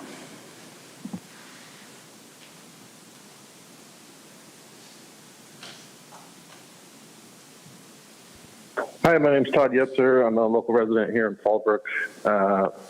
I just wanted to be clear for all the supervisors, because it wasn't in the staffer's presentation, but this site is actually the home of Bonsall Fallbrook Little League. There's 3 different baseball fields here on the site that are used daily by the community. In fact, last night there was a game with about 100 people there. So by approving this, you guys are going to get rid of Bonsall Fallbrook Little League because they have nowhere else to go. You're removing one of the only open grass baseball fields or kind of parkland in the area. I think it's wrong. I think, I support low-income housing and adding that, but you need to find another location because getting rid of a Little League facility for low-income housing is kind of backwards planning, especially when Fallbrook doesn't have very many parks or open grasslands. That's it. Thanks. Thank you. Vice Chair Lawson-Remer, that concludes public comment on this item. Supervisor Desmond. Well, thank you, Madam Vice Chair. I want to thank Chief McReynolds for coming up and speaking and all the other speakers on this item, and even the person who just called in about the baseball fields. So we're going to be addressing that. So I want to thank everybody for the work, and I know with David Estrella, we've been working on this for a couple of years at least on that site. North County Fire Protection District, they need to sell this land in order to pay for a new fire station, which is critically needed. And I forget what the term is for if government goes to sell property, we have to make it available to affordable housing entities first, is my understanding. So eventually this was probably going to be affordable housing anyway, and at least if the county does it, at least you've got access to a supervisor to hopefully keep it malleable. But anyway, we need to build more affordable housing, and I have a staff recommendation and to add. There's 3 recommendations in the first in the recommendations for the May 6th meeting, and then there's more for the May 6th, and then there's also one for the June 3rd recommendations for the second reading. But currently, the Fallbrook Bonsall Little League utilizes 3 baseball fields on that site. And I'd like them to be able to use those fields as long as possible. And my understanding is it's going to take a general plan amendment to put affordable housing on this site, and that's probably going to take years to get through. So hopefully the baseball fields will be there for a while, and hopefully in the meantime we can find another spot. But the Boys and Girls Club is also adjacent to this property, and we would like to pursue the opportunities to share potentially some of this space for a teen center or maybe other joint uses. So I have a proposal, recommendation number 4, to add to this. I don't know, have you got that up, Andrew? Look at that. Oh, no, that's a 5th recommendation. That's not this item. Okay, so this is to direct the chief administrative officer or designee to explore the feasibility of requiring the developer to include indoor or outdoor community spaces, such as a teen center or an outdoor open space, as part of the affordable housing development. And if that's determined feasible, to include that in the requirement and request for proposals. So that's the first part with the Boys and Girls Club. Secondly, further, it says direct the chief administrative officer or designee to maintain existing leases on the property after the acquisition. This is for the baseball fields. As long as there's no default under the leases and for as long as it is feasible, and to do so without adversely impacting the development of a future project. So that would be my amendment number 4, and then on the June 3rd, that would be items 1 through 4 that would be considered to add this particular item. So it's basically seeing if it's feasible. If it is, then if we can make it a requirement to have a joint use with the Boys and Girls Club next door. Is that a motion? Yes, that's a motion.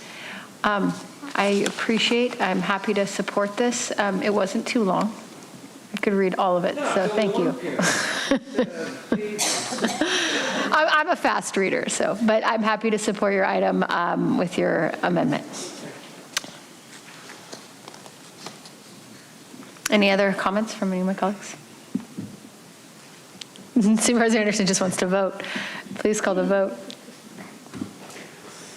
Vice Chair Lawson-Remer, that motion passes unanimously with all supervisors being present and voting aye. Okay, thank you all. Item 14, item 15. Excited for this one. Thank you all.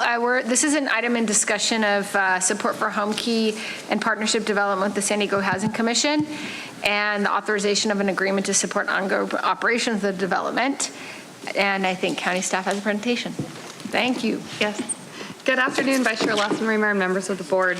Permanent supportive housing is a significant need in the region and essential to our efforts to address homelessness. Over the past 5 years, through the state's HomeKey program, the county has partnered with local jurisdictions to provide services or funding for more than 600 units of permanent supportive housing. We have an exciting opportunity to leverage a regional allocation and expand those partnerships with HomeKey Plus, a statewide effort to provide public agencies with funding to expand permanent supportive housing options. The focus of HomeKey Plus is veterans and people living with behavioral health challenges who are at risk of or experiencing homelessness. The county has partnered with the San Diego Housing Commission and City of San Diego to bring forward a proposal today to establish 81 more permanent supportive housing units in the City of San Diego. Here with me to walk you through the details is David Estrella, Director of Housing and Community Development Services, and Nadia Pravara, Acting Director of Behavioral Health Services. David? Thank you, Dr. Kim. Expanding on the state's HomeKey efforts, HomeKey Plus is a key component of the state's goal to address homelessness and behavioral health challenges through the development of permanent supportive housing. Administered by the California Department of Housing and Community Development in partnership with the California Department of Veteran Affairs, HomeKey is funded from Proposition 1, approved by California voters in March of 2024. The program provides funding to create housing for persons with behavioral health challenges as defined by the program. For the San Diego region, the HomeKey Plus allocation is approximately $148.2 million, of which $91.9 million is dedicated for veteran-focused housing. The HomeKey Plus program builds on 3 prior rounds of the HomeKey program, which also created permanent supportive housing for people experiencing homelessness, but did not require tenants to have behavioral health challenges. The county's prior HomeKey efforts include providing behavioral health support services for Valley Vista and Kearney Vista apartments, 2 Round 1 developments. Additionally, participating as a co-applicant for the Round 2 development, Path Villas El Cerrito, by contributing $10 million to support capital and operating costs. And lastly, providing just over $25 million in capital and a commitment to provide behavioral health supportive services for the Round 3 developments. In total, these efforts will bring 616 new permanent supportive housing units to the region. I'm happy to report that 4 of the HomeKey developments are operational today, and the remaining 2 developments will open later this calendar year. The state released the HomeKey Plus Notice of Funding Availability on November 26, 2024. Eligible applicants include cities, counties, other state, regional, and local public agencies, including public housing authorities. Following the state opening the application on January 30th, the county opened a request for Statement of Qualifications, or RFSQ, to conduct a broad regional search, including the unincorporated areas, for interested parties to identify potential HomeKey Plus partnerships. While the RFSQ did not yield viable partnerships, we did identify one partnership with the San Diego Housing Commission. Following a pre-application consultation with the state, applicants can submit HomeKey Plus applications through May 30, 2025. The San Diego Housing Commission received authority to apply for HomeKey Plus funding from their board on April 25th and will be the applicant for this development. The state anticipates starting to release award announcements in June and continuing to make awards until all funds are expended. The San Diego Housing Commission has identified an existing property located at 7798 Starling Drive in the city of San Diego as a potential HomeKey Plus development. The existing property was renovated in 2022, converting an office building to 90 residential units that are currently being used as short-term vacation rentals. Estimated acquisition costs are up to $37 million, and renovation and soft costs are estimated up to $14 million. In order to best support... Please pause. Sorry. Okay.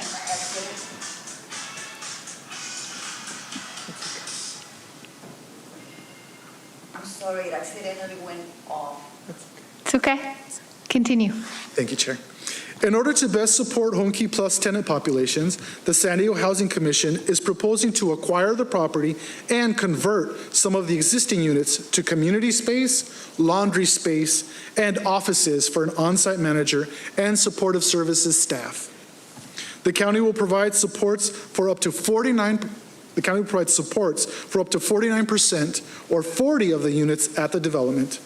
The remaining units will be supported by the San Diego Housing Commission through the Veterans Affairs Supportive Housing, or VASH, vouchers, or other supports for operating costs and services. All units, including VASH units, are required to serve persons with behavioral health challenges as defined by the program. Now I will pass it over to Nadia to further discuss this collaborative effort. Thank you, David. A key component of the HomeKey Plus program is local and state collaboration. To expand on prior efforts, the San Diego Housing Commission, county, and city are focusing on HomeKey Plus, this HomeKey Plus development. The San Diego Housing Commission anticipates requesting up to $35 million from the state through the HomeKey Plus application process. The county will invest approximately $12.5 million for one-time capital, behavioral health support services, and operating subsidies over 5 years, which I'll discuss more on the next slide. 40 VASH project-based vouchers valued at $1.2 million annually will be provided by the San Diego Housing Commission in collaboration with the Veterans Administration. The City of San Diego will commit $10 million of one-time funds for the acquisition of the property. These efforts will ensure over 80 households have a place to call home once fully occupied. The county's commitment includes up to $7 million in one-time capital for the development, which will be comprised of general purpose revenue made available through the American Rescue Plan Act revenue loss strategy.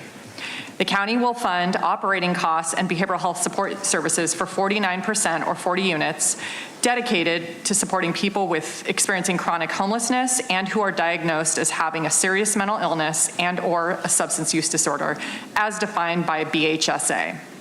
This includes $3.4 million of BHSA funding over 5 years for operating costs such as rent, utilities, property management staff, and maintenance. It also includes $2.1 million of BHSA funds for behavioral health support services. The county's capital services and operating subsidies commitment are contingent upon the county completing a due diligence review. Residents of the 40 BHSA designated units will be matched with housing through the coordinated entry system. They will have access to a range of on-site case management and supportive services administered by a contracted service provider, along with connections to community resources to support housing stability and overall well-being. Services will be uniquely tailored to each resident to help achieve self-sufficiency and maintain housing stability. I'll now pass it back to David. Thank you, Nadia. The recommendations before the board today include waiving of the California Environmental Quality Act, authorizing up to $7 million from general purpose revenue funding made available through the American Rescue Plan Act revenue loss strategy, and lastly, authorize an agreement with the San Diego Housing Commission for approximately $3.4 million to support operations for up to 40 units under the Behavioral Health Services Act, and an ongoing funding of $400,000 annually of BHSA funds for behavioral health supportive services for units support services for units within the HomeKey Plus development. All recommendations before you today benefit regional efforts to increase affordable housing for the most vulnerable. Approval of the actions today will allow staff to expand on prior efforts that align with the HomeKey Plus program and continue to work with the City of San Diego and San Diego Housing Commission to ensure HomeKey Plus funding is secured. This concludes our presentation, and we're happy to answer any questions that you may have. Okay, thank you very much. We have a comment from Supervisor Montgomery Stepp. Oh, apologies. We'll go to public comment first. Thank you. Thank you, Vice Chair Lawson-Remer. We have 9 requests to speak on this item, 2 in person and 7 requesting to speak by phone. Also note for the record that we received 1 neutral e-comment. Any individuals that requested to speak on item 15 by phone, please dial into the conference line using the instructions that were provided to you. We'll begin with the in-person speakers. As your name is called, please come forward and stand on the arrows until it's your turn to speak at the podium. I'd like to invite forward allegedly Audra and Dion Akers. You'll have 2 minutes to address the board. My person uses the name Audra Kimberly, Geraldine, or whatever your name is.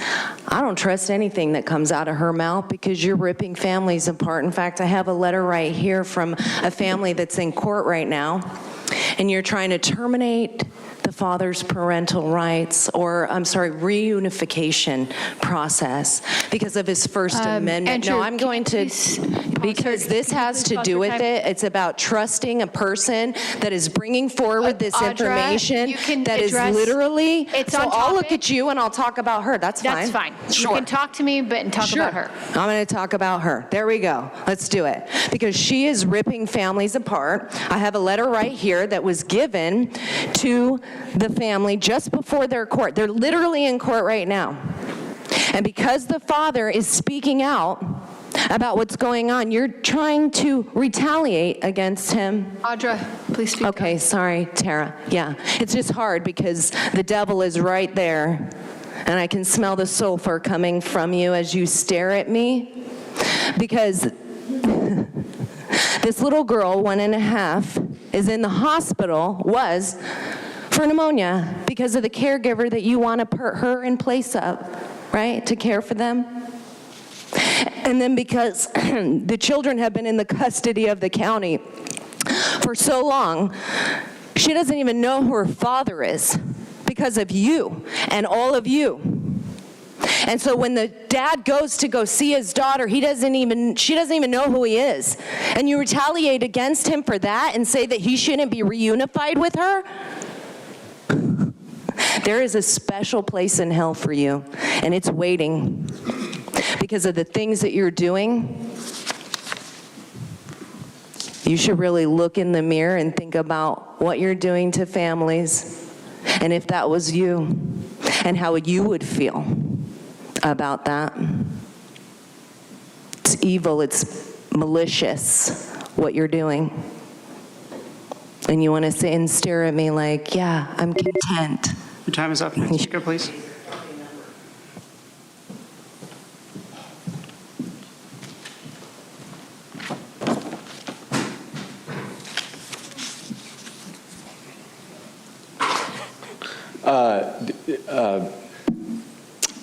Good afternoon, Supervisors. Thank you for the opportunity to speak. My name is Dion Akers. I'm here again on behalf of San Diego Mayor Todd Gloria to express the City of San Diego's strong support for item 15. Above all, this project addresses our region's dire need for more supportive housing for those suffering from behavioral health challenges and substance use disorders, and serves our incredibly important veteran population. This project is the exact type of regional collaboration required to assist individuals and families living on the street or prevent them from falling into homelessness in the first place. It is important to note, as David outlined, the San Diego region has been a very good steward of past HomeKey funding. Together, the region has converted 6 properties into permanent housing for individuals experiencing homelessness, totaling over 600 new units. Building on the success of last HomeKey funding round, HomeKey Plus funding via Proposition 1 is going to be another lifeline for San Diego that will allow the city and the county to make long-term investments into housing and supportive services for those who are at risk of becoming homeless. In addition to the vital capital investment and commitment to behavioral health support services that are being considered by the County of San Diego today, that we thank you very much for, if awarded, the City of San Diego will commit $10 million in HUD CDBG capital funds to acquire and convert the property in question into 81 affordable housing units in the City Council District 7 and County District 4. And half of those units will serve homeless veterans. It is imperative that we expand our housing inventory to veterans, individuals at risk of or currently experiencing homelessness, and those living with mental health and substance use disorders. Again, I thank you so much for the opportunity to speak, and a sincere thanks to our colleagues at the county and the Housing Commission for the incredible work and dedication, advocacy, and partnership that goes into bringing these efforts forward. I would just note for everyone, these are very hard efforts, and it's a challenging work to make these projects come to fruition. And I hope that it serves as an example that when it really matters, the city, the county, our major partners do work together. Thank you so much. Please vote yes. We'll now hear from the individuals that requested to speak by phone. We will start with our first caller.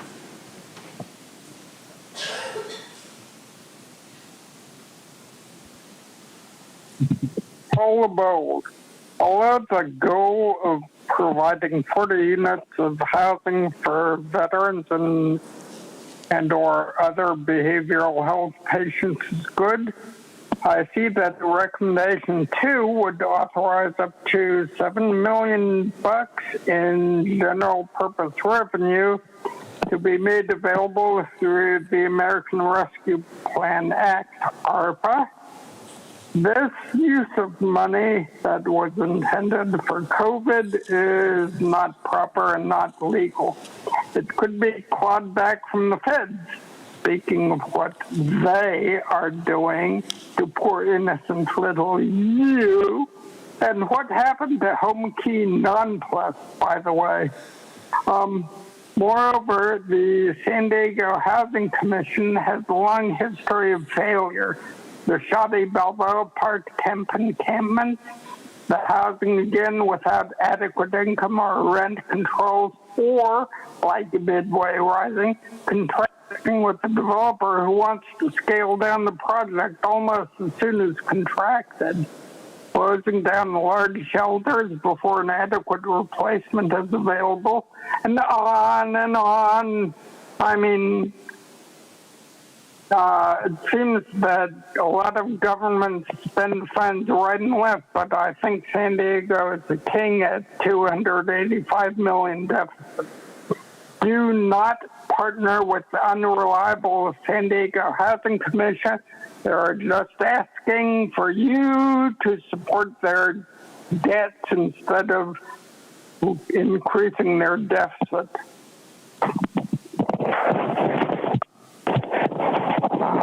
They should control their own spending instead of asking others to. Thank you. We'll now hear from the next caller.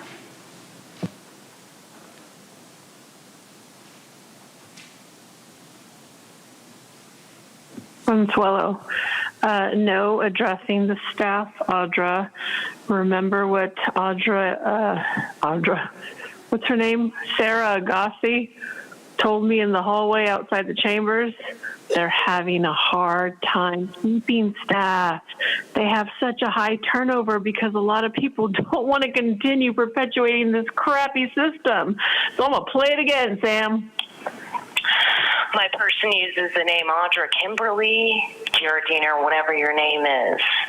I don't trust anything that comes out of her mouth because you're ripping families apart. In fact, I have a letter right here from a family that's in court right now, and you're trying to terminate the father's parental rights, or, I'm sorry, reunification process. Claudia, is this appropriate? It sounds like it's directed towards staff, not to the board. It is directed towards staff. It's also duplicative of the prior comment, and it is not on topic. Okay. To our speaker, number one, please direct your comments to the board. And number two, please ensure that's on topic. And the topic that we're discussing is support for One HomeKey and partnership development for that with the San Diego Housing Commission. This is your first warning. If you continue off topic, your time will be forfeited.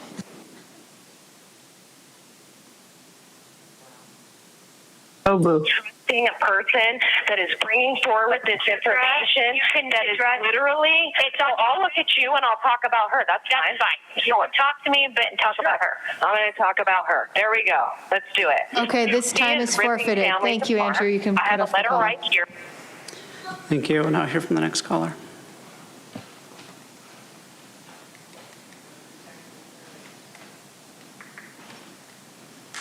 Okay, I see you want to be a cunt. So let's go ahead and talk about the DEI initiative that you go ahead and look through everything through.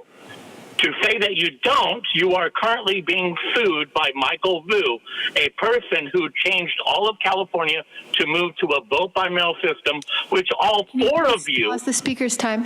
claim that this is, Okay. yes. This topic is HomeKey and partnership development with the city. Yes, I understand that. This is your first warning. Do you look Your through a comments are DEI not on initiative? topic. If you continue off topic, you'll Do you look forfeit through your a time. DEI initiative? Okay, so you're telling me that this is not looked through a DEI initiative? You are not looking through a DEI lens? Is that what you are telling me? That this one policy out of all the other policies that you have chose not to go through the DEI initiative? That is a lie. So therefore, I am allowed to go ahead and talk about your hiring practices in order to go ahead and get these jobs done. You chose not to go ahead and hire a person who changed the entire election process to a vote-by-mail system, which you guys claim is the best system ever. Your time is forfeited. Your comments are not on topic. Thank you. We'll now hear from the final caller.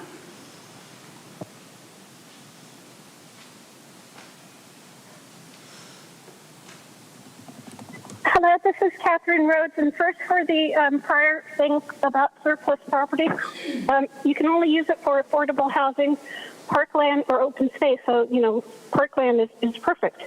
So if you don't buy it, then if somebody else buys it, they could actually just make it into private hotels or private luxury condos. So please actually buy it for whatever you need. And then for this project, HomeKey.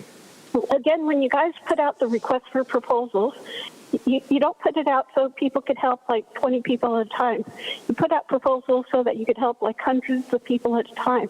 And small little people like churches would not be able to help. So again, please reconvene your tiny home group that you had of all the churches and all the homeless advocates who actually want to help you solve homelessness for cheap. And then for here, you guys put all these numbers out, but you didn't say what the unit cost was per unit. And are these like 100 square foot, bedrooms? 300 square feet? How small are they exactly?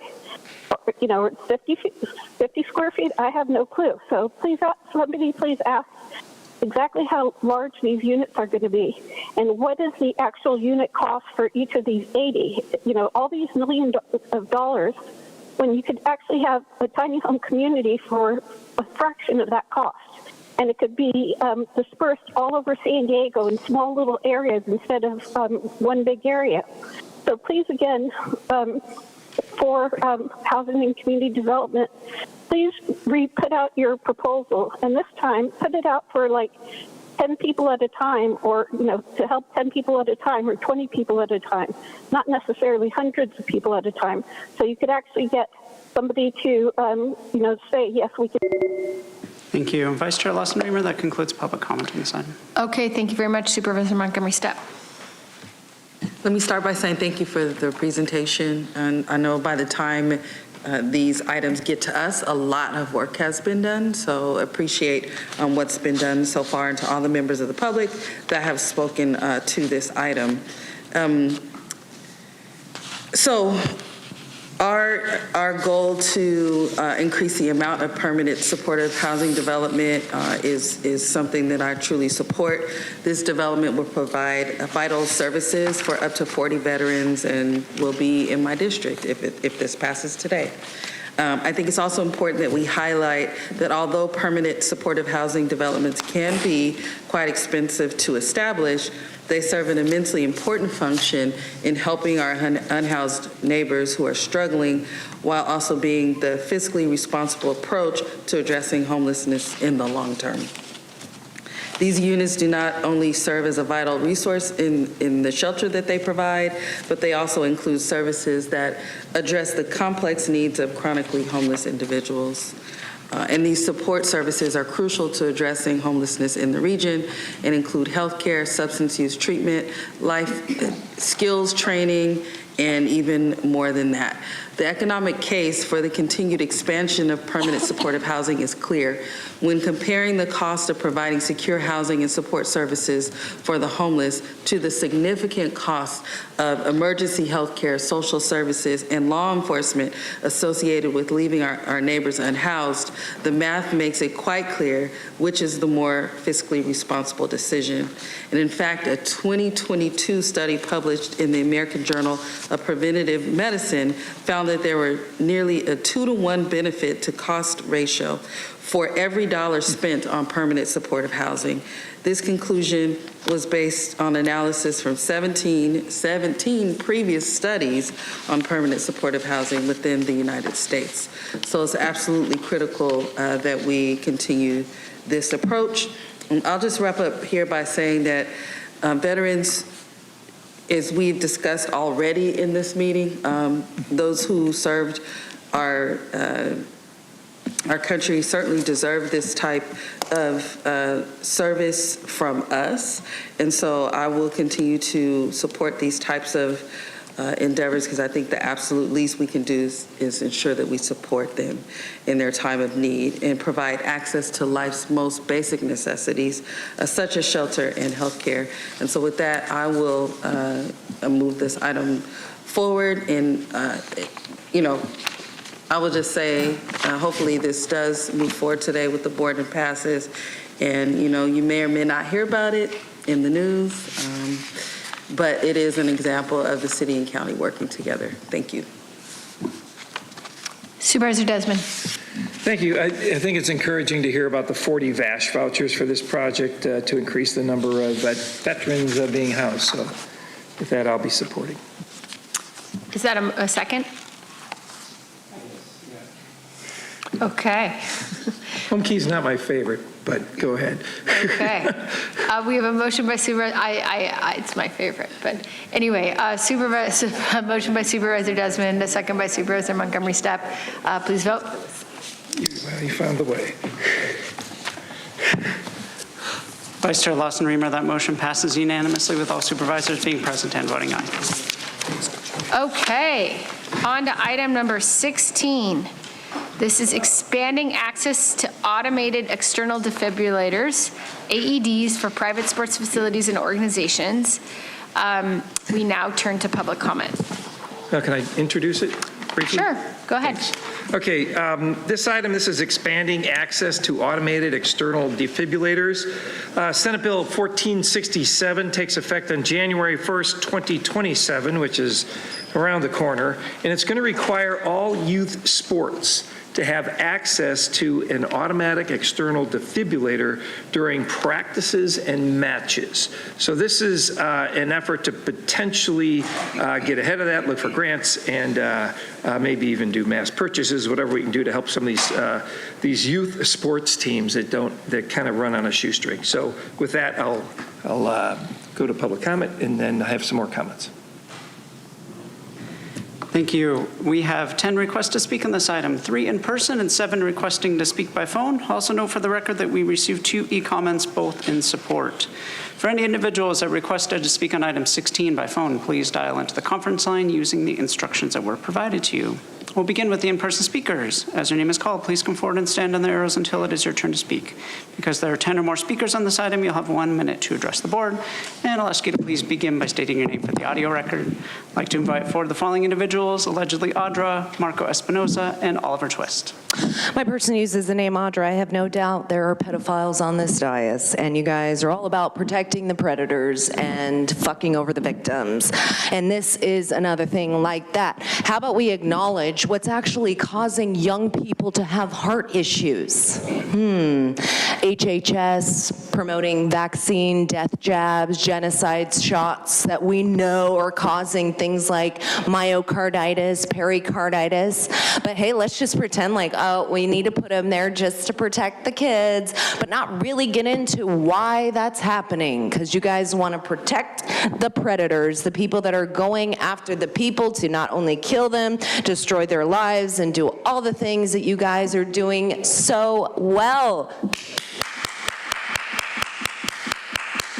Claudia, is that off topic? Claudia, the child predator as well. Is it okay if I talk to you and call you a pedophile as well? Oh, Actually, no? Audra, you can't. I can't.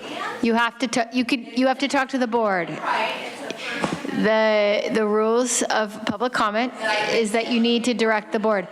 Okay, thank you. Just curious. Thank you. Next speaker, please. Sure, no problem. Afternoon, Marco Espinosa.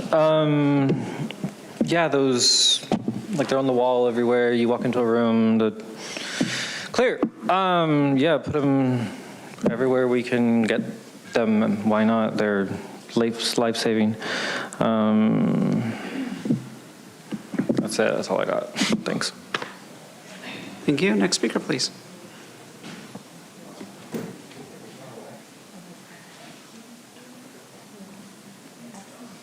Hi, just real quickly, Oliver Twist, Mary Davis here, strongly in favor. Thank you, Supervisor Desmond, for bringing this forward. I was in this room maybe, a year or two ago. Andrew was here. We had a medical crisis during a training, and one of the things the dispatcher first saying, go get a defibrillator. So somebody ran and got that. They save lives. We need to raise awareness and increase accessibility. Thank you again, Supervisor Desmond, for bringing this forward. Thank you. We'll now hear from the individuals that requested to speak by phone. We will begin with our first caller.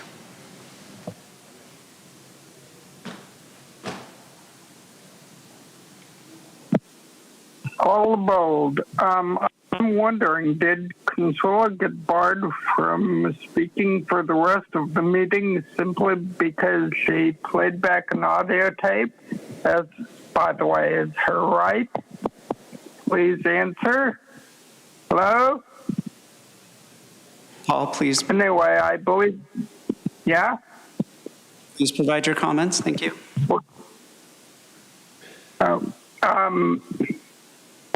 I believe this will be on topic unless I mispronounce something, and I will be brief, which I hope you are all wearing. While this does not actually provide the automated external defibrillators, said fast 3 times, it is a good thing to explore this, not only because it would enhance safety, but also because California State Assembly Bill 1467 passed in 2023. Thank you. Hear from the next caller.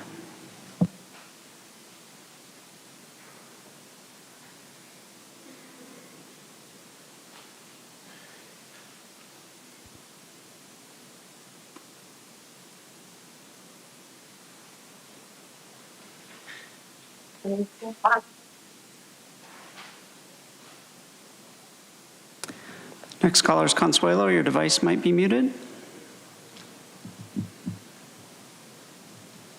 Oh, okay. Hello? Yes, please go. Hi, Consuelo here. Okay, excellent. I am going to stay on topic, Master. Expanding access to automated external defibrillators. While this does not actually provide the AED automated external defibrillators, say that fast 3 times, it is a good thing to explore this, not only because it would enhance safety, but also because California State Assembly Bill 1467 passed in 2003, the Nevada Youth Sports Safety Act will require most youth sport organizations to have access to AED during any official practice or match beginning January 1st, 2027. It's good to explore options and safety improvements early. Yeah, that's all I got. I want to last to the end. Thank you. I'm done. Thank you. Now hear from the next caller.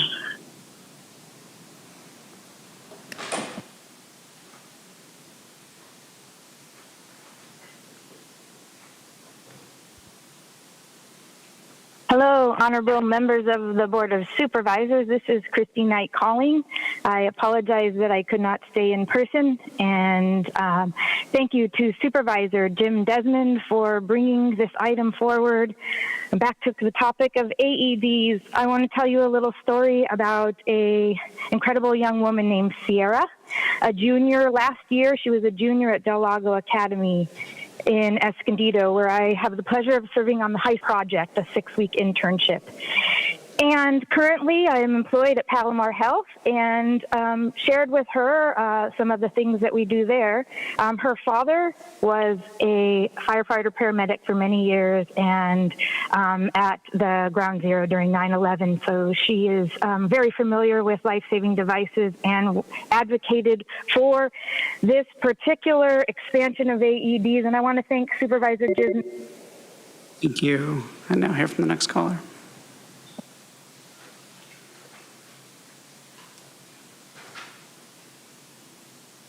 Hi, my name is Charlotte Yonker, and I currently reside in Bonneville with my husband, Derek, who's a Camp Pendleton firefighter and CPR instructor, and my 2 children, Everett, who's 8, and Haley, who's 6.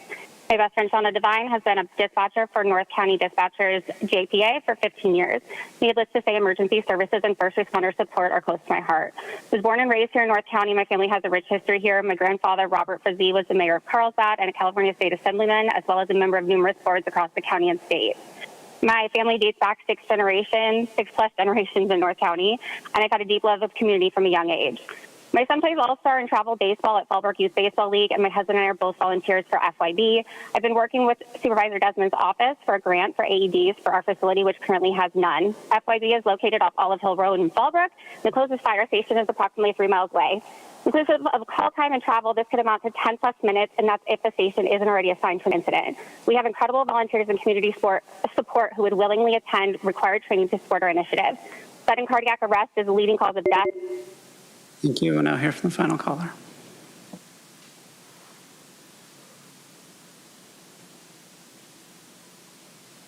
Ah, you fucking cunt. Since we want to go ahead and have our cake and eat it too, I'm going to go ahead and take that away from you. So, this fucking thing about this fucking this is your first heart thing, why do we need it? You need to be on topic. The cardiac arrest, right? I'm talking about that. So, let me talk about the cardiac arrest fucking machines, because you force kids to have a shot that is stopping their heart. That is why we're demanding all these places over here, because you guys are fucking cunts. No question about it. You chose to go ahead and do something that Can you please pause this forcing time? a kid to get a shot. Please pause this time. County Council, is this considered on topic or? He is on topic, but is violative of the board rules related to language usage. It is not describing the topics, but they are personal attacks. So it's the profanity and also in violation and consistent. They're not personal attacks. Okay, that They're is not your personal second attacks. violation, so please forfeit the time. Thank you. Fucking. Thank you. Vice Chair Lawson-Remer, that concludes public comment on this item. Okay, thank you very much. Supervisor Desmond, did you want to say a couple more words? Yeah. Hopefully cleaner than the rest. But once again, this is AB 1467. All sports teams must have at their practices and games an AED. So my first steps here, I'm asking the county just explore access to AEDs for sports organizations. This could turn out to be a grant program, a rebate program, or maybe we could buy a lot of these AEDs in bulk instead of individual sports teams having to go out and buy them on their own. I think it's a good thing. It's smart if we have these AEDs, and this is going to save lives. So I think if we're successful in getting a grant, perhaps we could start this first in the unincorporated communities, and we can even consider expanding it to the cities later, or do the whole county at once. Whatever you come back with, if it's incremental or not. But I look forward, hopefully, to my colleagues' support with this item and make a motion to support expanding access to the AEDs in the County of San Diego. Okay, thank you. I'm going to call myself. Just had a couple comments. First of all, I agree that the issue around, cardiac events is a really serious issue. I know when I was training as an EMT, we learned very quickly that if you can't get access to an AED in real time, then chances of survival are much lower. So I just do want to highlight some significant concerns I have. I'm happy to support this, but I want to kind of identify these concerns. I will say my comments, and if Ebony needs a letter, I can write her one later. But let me just identify a couple of my big concerns, because I know staff is going to come back, and I want to make sure these issues are addressed, as staff comes back with some analysis. I think my first concern is maintenance issues. So one of the big issues around AEDs is it's not just sufficient that they're there, but they actually have to be maintained. If they're not maintained, then it creates a really serious false sense of security. So I don't want us to get in a position where we've given out AEDs and haven't really thought through how they're maintained and essentially like the costs and the structure that is related to maintenance. So that's one issue. But at the same time, I obviously don't want us to be on the hook for like ongoing maintenance of the AED. So there'd probably have to be some kind of agreement that recipients are agreeing to maintain their own AEDs. So just identifying that that's an issue. I also am concerned about liability. If we're giving out AEDs and then they're not being maintained, and then are we liable if the AED doesn't work? So that's actually like a big concern I have. So flagging for county council, let's not put ourselves under legal risk because we've created some kind of AED program. So that's a big concern. So that's sort of another piece of this. I also want to make sure we're kind of dealing equitably with all kinds of facilities, not just, private sports facilities, but also if there's public facilities. I really want to make sure we're careful that we don't end up with a program that's disproportionately benefiting some communities over others because they actually have more sports facilities or more private sports facilities. So acknowledging that the state directive was about private facilities, but I want to make sure we're thinking about how we're ensuring equitable AED access to all youth sports and not just, private facilities. And then the last comment, and let me know, I'm sure you're going to rewind and watch it all on tape, Ebony, but if you need me to write a letter, let me know. I'm happy to do so to you, because this is you coming back with analysis, I just want to make sure that as we kind of as we look at these issues, that we're also just thinking about the capacity of sports organizations to pay, and we might need some kind of sliding scale, because certainly there's like elite sports groups that charge lots of money for kids to play on those teams, and that's a really different situation than organizations that are, raising money and doing their best to expand access and opportunity for kids who otherwise would not get a chance to play sports. So just taking into account, I know for sure there's a lot of very well-resourced and well-endowed sports organizations, and just the same, there's ones that struggle every day to make ends meet. So we got to take into advantage those kinds of questions. So again, I will support this, but those are my big concerns, and want to make sure that we're not just sort of carte blanche giving away public money to private organizations. Thank you.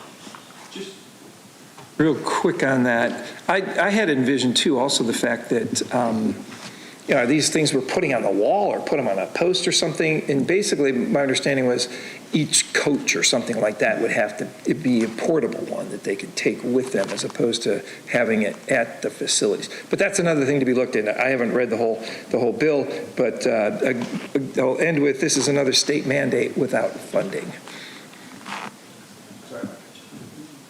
Supervisor Montgomery Steppe. Yeah, I'm happy to second this. I just wanted to reiterate concerns the vice chair had just around the private piece and making sure that it's equitable across the board, whatever it is that we end up doing and have to do per the law. If we have to go above and beyond that, then at least giving that option when it comes back to us. So thank you very much. We have a motion by Supervisor Desmond, a second by Supervisor Montgomery Stepp. Please vote. Vice Chair Lawson Remer, that motion passes unanimously with all supervisors being present and voting aye. Okay, we're now moving on to discussion item 17. Notice public hearing, adopt a resolution establishing county council hourly billing rates for attorney and paralegal services. We can just go to no presentation. Just turn to public comment. Thanks. Thank you, Vice Chair Lawson Remer. We have 8 requests to speak on this item, 2 in person and 6 requesting to speak by phone. Also note for the record that we received 1 e-comment in opposition. For any individuals that requested to speak on item 17 by phone, please dial into the conference line using the instructions that were provided to you. We'll begin with the in-person speakers. I'd like to invite forward allegedly Audra and Michael Brando. You'll have 2 minutes to address the board. I'll ask you to please state your name for the audio record.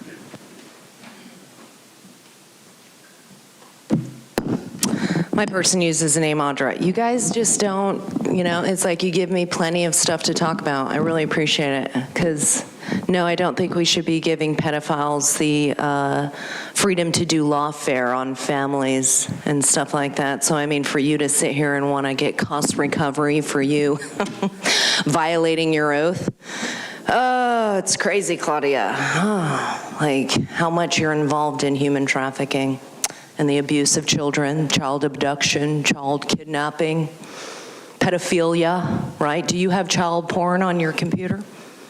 I mean, America's like the largest consumer of child porn, so it would lead me to believe that you're engaged in that when you don't want to do anything to stop predatory practices of your own agency that you're supposed to be representing. And then you sit here and tell people what is and what isn't free speech, right? Like you're the arbiter of that. It's funny.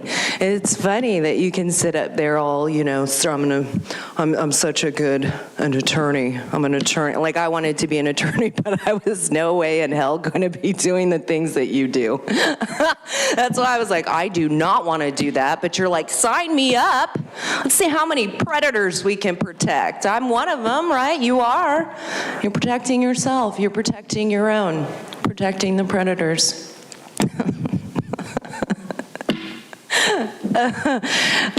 There is a special place in hell for you as well. Yes. And I would literally go to hell just to sit there and watch you guys burn in the fire for what you're doing to children. Oh, it's crazy. And you just sit up there all pat yourself on the back, right? Yeah. You're lucky you're up on that dais. Next speaker, please. Michael, again, like other items, this has a foundation that is poor, it's weak, it's crumbling, it's self-imploding. When we talk about these rates and billing rates in this Department of County Council, this can't even be handled effectively and efficiently as long as Claudia Silva is sitting up here on the dais. Why? I've been to multiple meetings here and observed her. She smirks. She glares at Tara Lawson Remer, almost winking kind of, with Ebony Shelton as well. Looking around at each other, creating an environment of mistrust. So how can a county council department or herself be involved in facilitating talk about acceptable rates when the underlying issue of trust is not addressed? Claudia has also attacked people here, directly attacked people by saying things like, some people, she said some people have become very effective in their use of 60 seconds. How about that? Very effective in their use of 60 seconds as the encroaching elimination of free speech comes through this board. Again, this is just a moot item. Even though all of this is going to self-implode, I'm going to end on my positive note. You know what that is, Andrew? How good can it get? Thank you. Thank you. We'll now hear from the individuals that requested to speak by phone. We'll start with our first caller.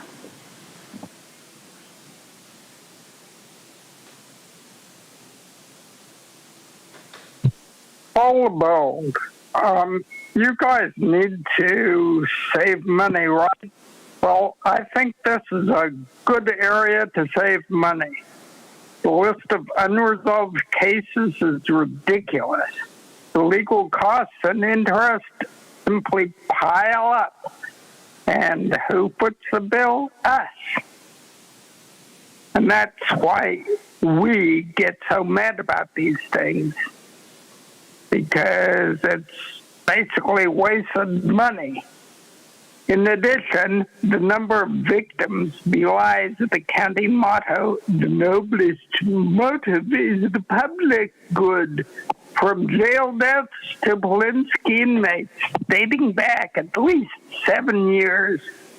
Something is wrong in the legal department if the cases keep building up and the excuses and explanations I hear are getting sleazier and sleazier.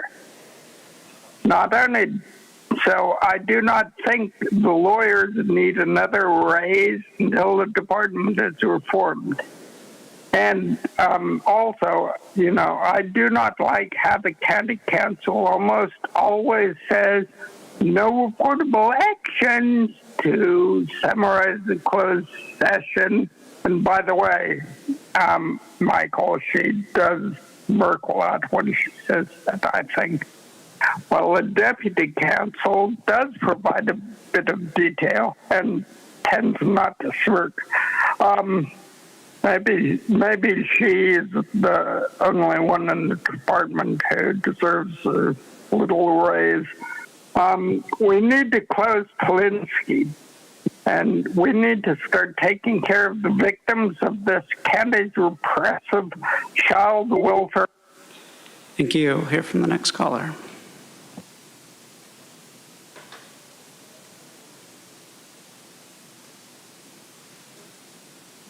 Consuelo here. We need to close Polinsky. We need to close Polinsky. We need to close Polinsky. Polinsky needs to be closed. Please pause. Close Polinsky. This comment is off topic. This is your first warning.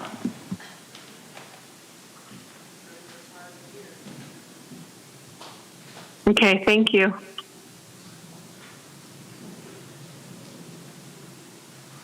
Fallbrook, you guys need to save money, right? Well, I think this is a good area to save money.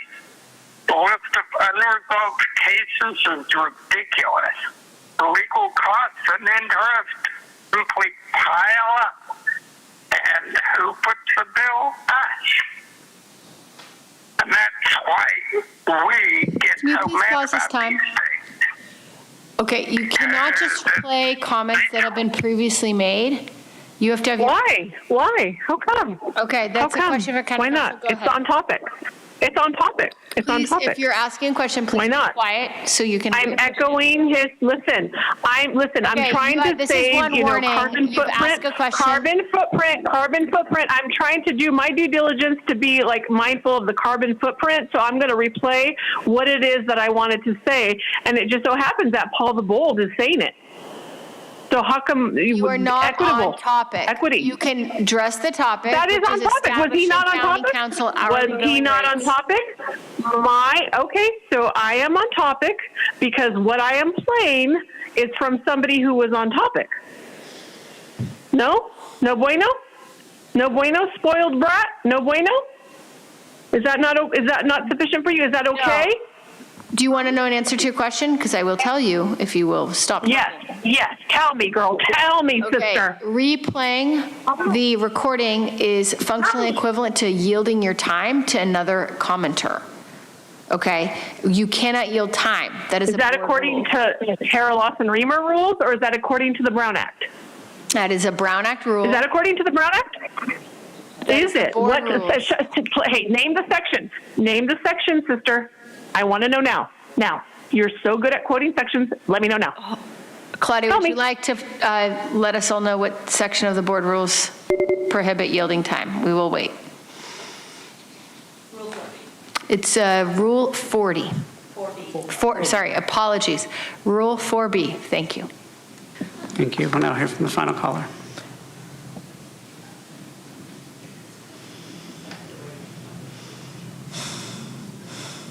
Hey, it's Truth. You know what? I was almost going to say, I don't know if we should spend this money on that. But you know what? You just made Claudia do some actual work.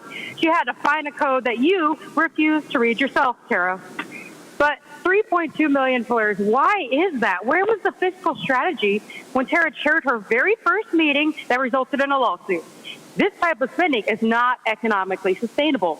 On March 11th, Tara arbitrarily changed the board rules. We went from 60 seconds of censorship for 20-plus speakers, then to 15 speakers, and now to 10 speakers.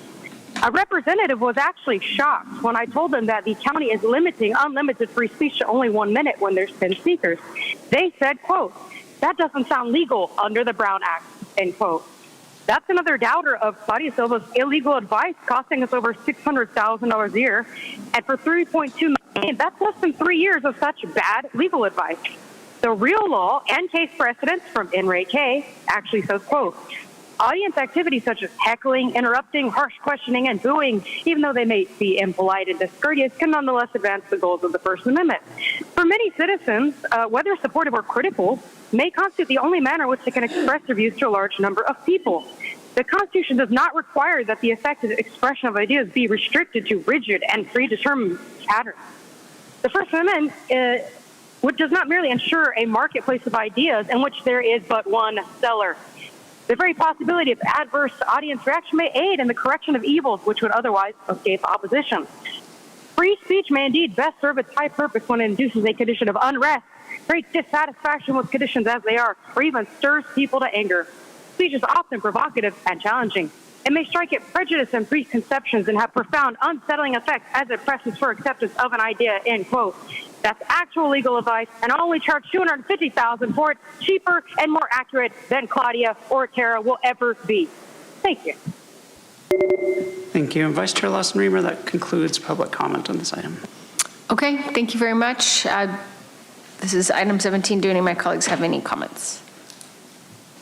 Move to approve. Okay, we have a motion by Supervisor Desmond, a second by Supervisor Anderson. Please vote. Vice Chair Lawson-Remer, that motion passes unanimously with all supervisors being present and voting aye. Okay, moving on to 18. This is my item. This is item supporting new tools to address the Tijuana River sewage crisis. We will start with public comment. Thank you, Vice Chair Lawson-Remer. We have 17 requests to speak on this item, 6 in person and 11 requesting to speak by phone. Also note for the record that we received 11 e-comments. Of those, 9 in support, 1 in opposition, and 1 neutral. For any individuals that requested to speak on item 18 by phone, please dial into the conference line using the instructions that were provided to you. We'll begin with the in-person speakers.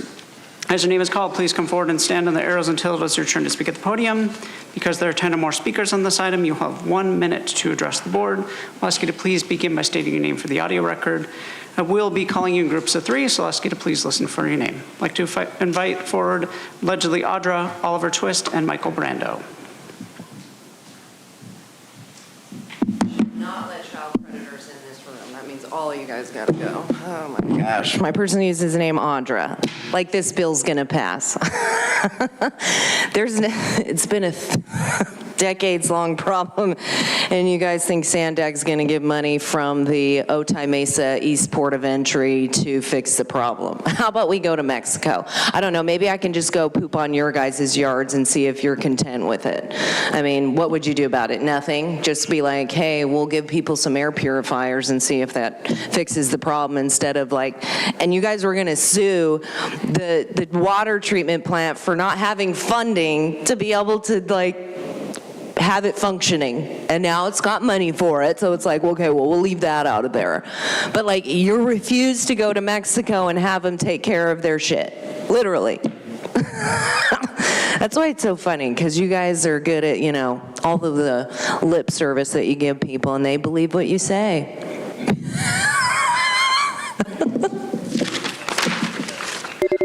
Next speaker, please.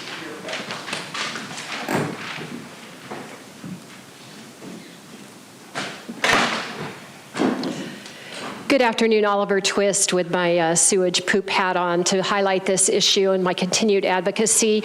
While I appreciate you highlighting this again, I'm not sure that these measures are the right approach, particularly since the one, I think it was from Padilla, that got watered down, where they took the mitigation funds from the Tijuana River Valley. I would advocate more for what India is doing to Pakistan after the terror attack there. They are cutting off water rights to, I believe it was the Indus River. And since the Colorado is our border and goes into there, I would say that we should actually look at cutting off water rights. Again, we keep minimizing this as like some just San Diego issue. It's actually an international humanitarian crisis. Tijuana, Mexico is poisoning their own people. Where is the outcry at that? And so I am asking, please, let's get political will and let's get serious about this and make them feel the pain until they take this seriously, because again, the people in Tijuana are counting on us. Thank you. Thank you. As the next speaker is coming forward, I'd like to invite the remaining speakers in person. Charles Reilly, Ian Fragosi, and Marco Espinosa. If I've called your name, please come forward. Michael, it's not that something shouldn't be done. It's just that, again, here's another agendized item, and then one pulls back the curtain and looks behind the scenes. Oh my goodness, it's just more political theater. And I wonder how much of this has to do with Tara Lawson Reamer's collusion, perhaps? I said perhaps, with Paloma Aguirre to get her on this board. It's really interesting that this has been going on for so long and it seems to be expanding. A sewage crisis, something like that should have been handled long ago, but here we are in this political theater using another item like this to play shell games. Thank you. Next speaker, please. Hello, my name is Charles Reilly, and I'm the conservation organizer with the San Diego chapter of the Sierra Club, here on behalf of 13,000 members and over 28,000 supporters. We are here in support of SB 10, as toxic sewage and dangerous pathogens continue to flow through the river and into the ocean, harming South Bay residents' health and causing Imperial Beach to close for more than 1,000 days. We are very grateful for the San Diego delegation that has successfully secured $650 million to make critical repairs on the South Bay International Water Treatment Facility. But we also thank Senator Padilla for bringing forth this legislation so that we can have a local revenue source here for the South Bay International Water Treatment Facility. SB 10 would authorize the use of these toll revenues to maintain the International Water Treatment Plant and to develop additional sanitation infrastructure projects related to the Tijuana River. It would also allow SANDAG to negotiate a dedicated funding source for the plant's ongoing operations.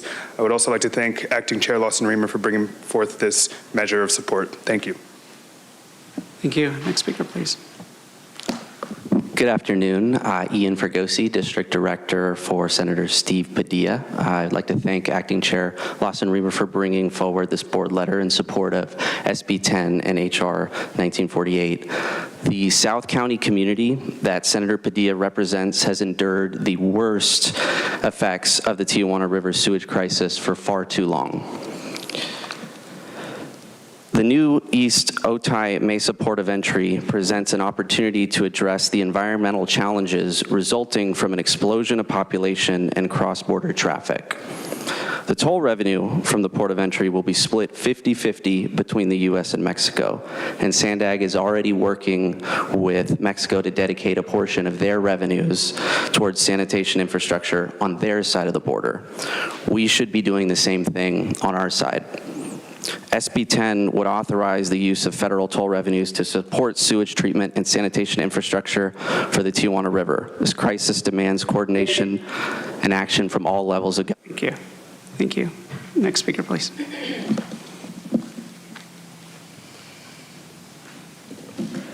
Afternoon, Marco Espinosa. I can see Tijuana from my house.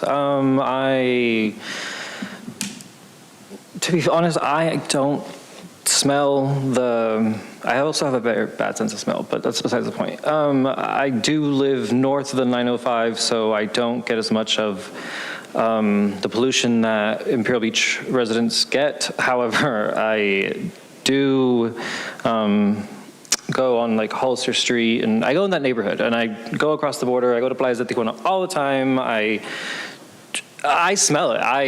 I'm in it. So anything, more attention, funds, letter, whatever that can be done, that is being done to help clean this up. Blame President Polk for stealing the land back in the day. But anyway, so thank you. Thank you. We'll now hear from the individuals that requested to speak by phone. We'll start with our first caller.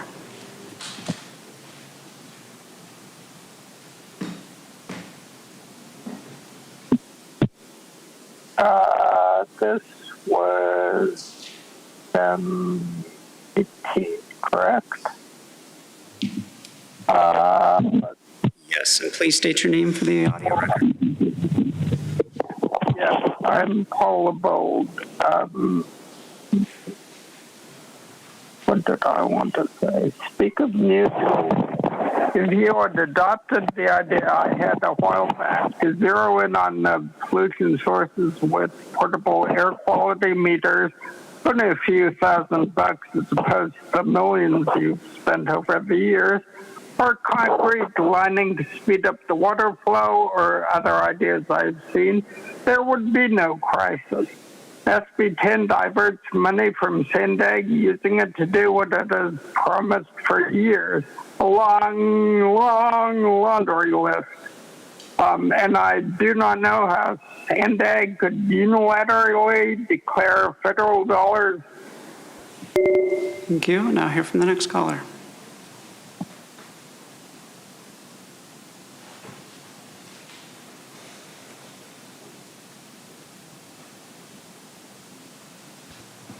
The next caller is Consuelo. Again, your device might be muted.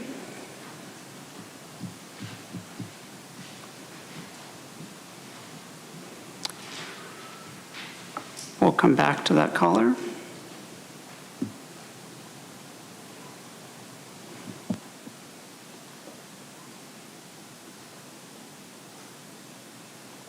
It's true, but none of you did anything the last 4 years. All we have is campaigning. Joel for Bill and Franklin, Jim for himself, Paloma for Paloma, and Tara's trying to enable Paloma's faux solutions to continue to complain rather than actually solve the sewage emergency.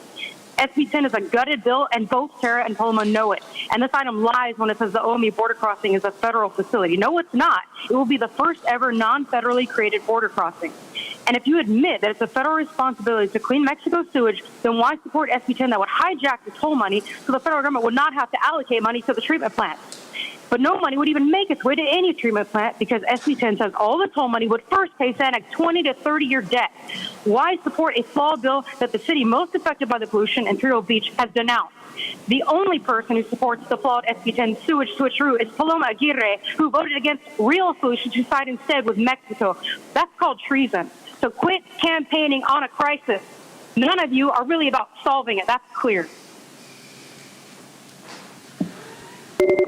Thank you. Now hear from the next caller.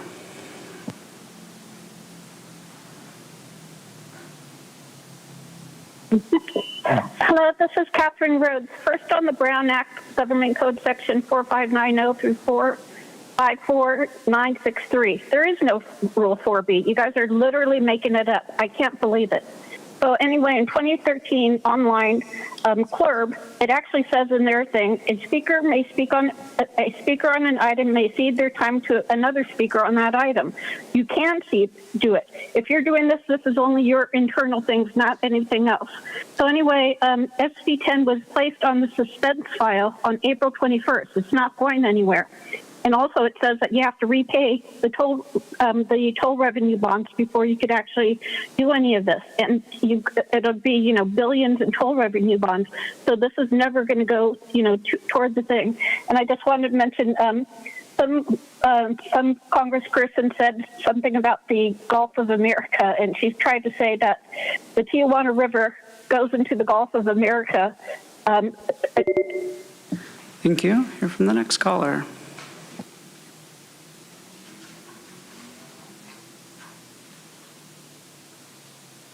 Hello, I'm Chris Roberts. I'm from Carmel Valley, and I volunteer for San Diego 350.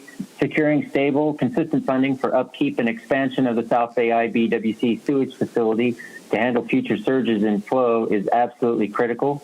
SD 350 supports Acting Chair Lawson Reamer's recommendation that the county support the two novel approaches to funding the sewage facility, Senator Padilla's SB 10 and U.S. Representative Peters' bill allowing for state, regional, and local funding. Thank you very much. Thank you. Now hear from the next caller.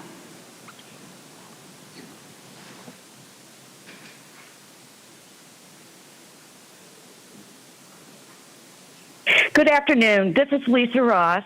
I am chair of the local San Diego chapter, Sierra Club.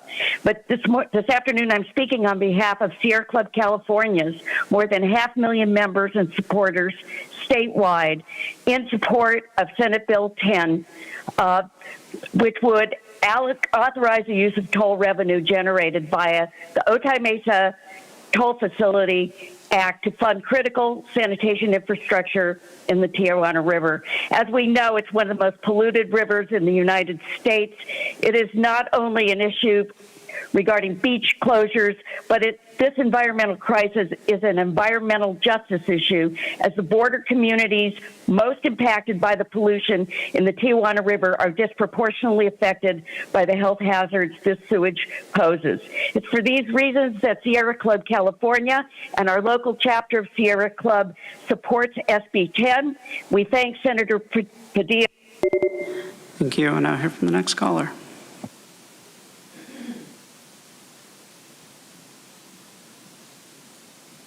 Good afternoon, Vice Chair and Board. Jesse Schmidt, State Policy Manager for Alliance San Diego, as well as a resident of the Edgar Highlands community. I would like to make a correction and ask that Alliance's support position be registered for adoption of the county support for SB 10 from previously registered neutral. Thank you for Acting Chair Lawson Reamer for bringing this item forward today, and thank you, Senator Padilla, for championing SB 10. With the manufacturing boom in the Baja California region, record numbers of cross-border sewage flows across international border lines, resulting in the South Bay International Wastewater Treatment Plant becoming overwhelmed due to a lack of upkeep and maintenance. Toxic sewage and dangerous chemical cocktails continue to flow through the river and into the ocean, causing grave harm to the health of our South Bay communities.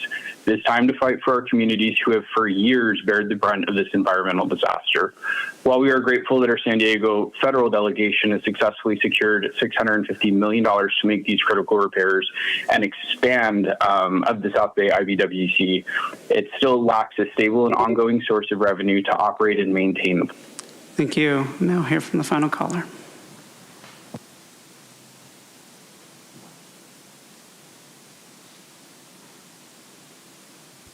Consuelo here. Gosh, Claudia, you are truly digging your own. Consuelo, you may have muted your device.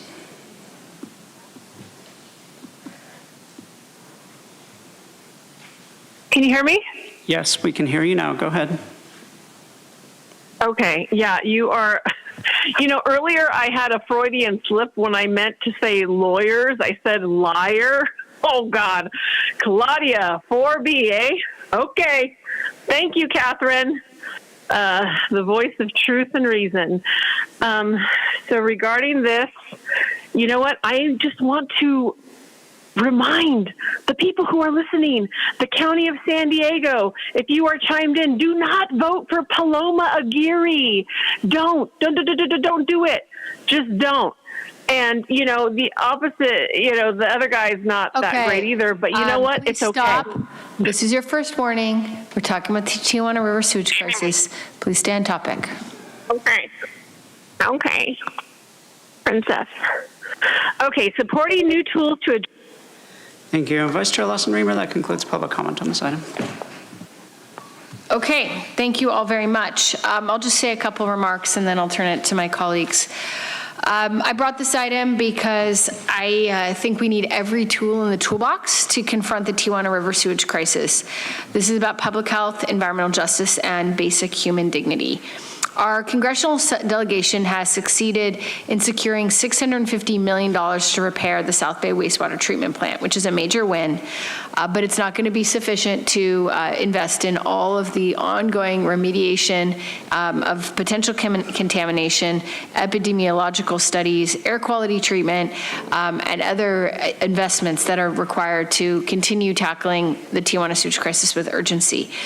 So there are 2 legislative proposals on the table to expand funding options for our region so we can get these projects moving and keep our pressure up on the federal government. These are SB 10 by Senator Steve Padilla, which lets Sandag redirect toll revenue from the Otay East Port of Entry, a federal facility, to clean up a federal environmental disaster. HR 1948 by Congressmember Scott Peters would also help enormously by allowing the IBWC, that's the entity that's responsible for the wastewater treatment plant construction and maintenance, to accept non-federal funding. This would allow state and local partners to contribute when federal dollars fall short or stall. So I would very much appreciate the support of my colleagues in advancing these items and supporting the proposal that I've brought to you all today. And with that, I'd like to make a motion. Supervisor Desmond. I'll second your motion. But the Tijuana River crisis has gone on for decades. And I'm glad to see that the new presidential administration is taking this crisis seriously. EPA Director Lee Zeldin was just here a few weeks ago. And he witnessed the crisis firsthand. He went to Mexico, he came to the US, he spoke with both sides of the border, all within 100 days of this new administration. So the board letter in front of us would support legislation that allows the revenue, as Supervisor Vice Chair Lawson mentioned, would support the legislation that allows revenue to be used from the Otay Mesa Port of Entry for the federal South Bay sewage treatment plant. And she mentioned that to allow the International Border and Water Commission to accept these types of monies. However, the Otay Mesa East Port of Entry isn't going to open until 2028. And the revenue generated is going to be prioritized for first paying for the project itself and the revenue bonds. We wouldn't need these funds in the first place if Mexico stopped sending us their waste. And unfortunately, we built this treatment plant 30 years ago in the 90s. And we built it probably with the assumption that, okay, we'll build this thing and then Tijuana will get its act together and put in the infrastructure. It hasn't. It's put in some, but not enough. It only handles about 20% of their sewage that they treat, and the rest of it either comes to be processed here at our sewage treatment plant, or it gets dumped directly into the Tijuana River. What gets dumped into the Tijuana River does not get treated. The sewage treatment plant does not treat that Tijuana River water. This is like if your neighbor was putting trash in your yard, you wouldn't just go out and buy more trash cans. You'd stop it. You put your money or effort into lawyers or whatever it is to stop the flow from coming over. So even if we were to fund this treatment plant to a huge maximum capacity, we're still getting today about 5 to 10 million gallons of sewage a day through the Tijuana River. 5 million gallons is a swimming pool the size of a football field, 14 feet deep. That's 5 million gallons of sewage, and that's how much is coming through the Tijuana River daily. So there's critical infrastructure in Mexico that needs to be fixed, expanded, improved to truly fix this crisis. I appreciate the creative ideas with this legislation, but it doesn't really do anything to stop the flow. And that's where I think we need to put our attention. We shouldn't be treating another country's sewage. We are paying 80% for this sewage treatment plant. They're paying 20%. We shouldn't be treating their sewage. This is a Band-Aid, and it doesn't incentivize Mexico to stop the flow. The more we treat, the less incentive they have to treat it themselves or build their own facilities. And South County, our residents have endured this for decades, and it just can't wait any longer. So I'm going to support this action. But we have to start putting pressure on Mexico to address the crisis at the source and stop the flow.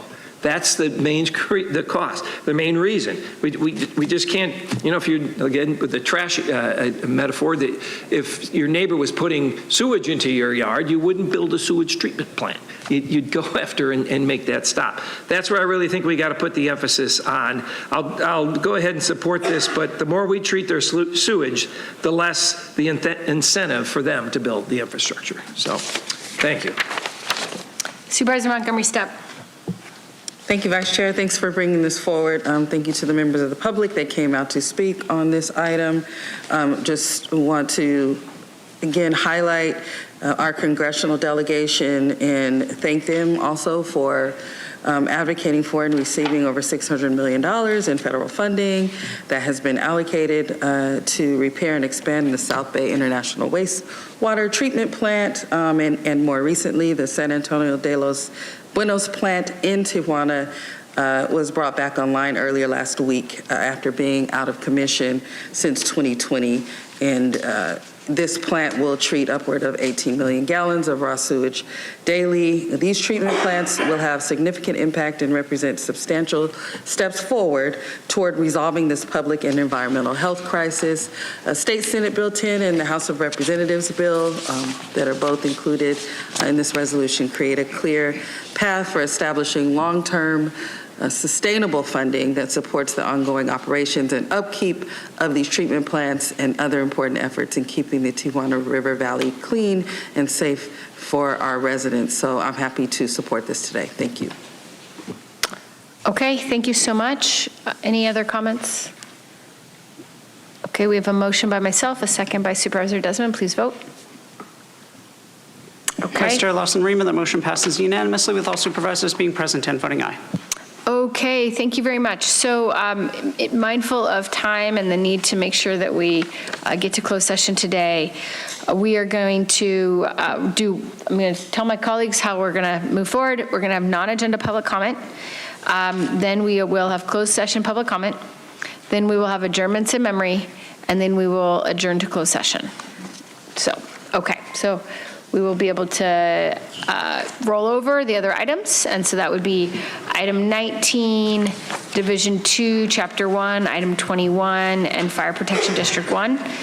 So those items will be moved to Wednesday. So with that, please move to non-agenda public comment. Thank you, Vice Chair Lawson-Remer. We have 7 remaining requests to speak on matters not listed on the agenda. For any individuals that requested to speak by phone, please dial into the conference line using the instructions that were provided to you. We'll begin with the in-person speakers. As your name is called, please come forward. Michael Brando and Nick Liatis, if I've called your name, please come forward. You'll have 2 minutes to address the board. I'll ask you to please state your name for the audio record.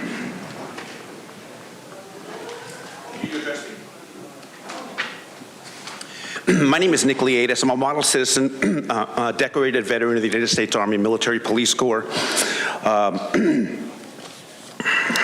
This is an offer to purchase my home for $240,000. I've been living in East San Diego County for about 20 years. This never stops. 3-bedroom, 2 baths, 3/4 of an acre. They think we're like, these Mexicans, look at them. Now, you know who this comes from? It comes from your code enforcement people. Criminal County employee Bakke and Levy historically have engaged in directing and cooperating with accomplices, contracted investors, and or builders who make low purchase offers, then target and file verbal complaints against long-term minority residents in older homes and developments, potentially forcing protected classes and minorities out of their working class homes in favor of their accomplices and associates for their benefit. This is really happening. We're working with the Department of Justice right now, and I'm one of the key witnesses. There are others. If you don't help us with this, we're going to hold you personally responsible. It's never going to end. We don't want cash from you. We don't want money.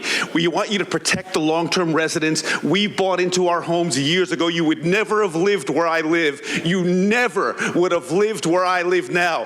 My home is worth $1.2 million. Your accomplices offer me $260 twice a week. Next week, we're going to start naming names. Next meeting. Thank you. Thank you. Next speaker, please.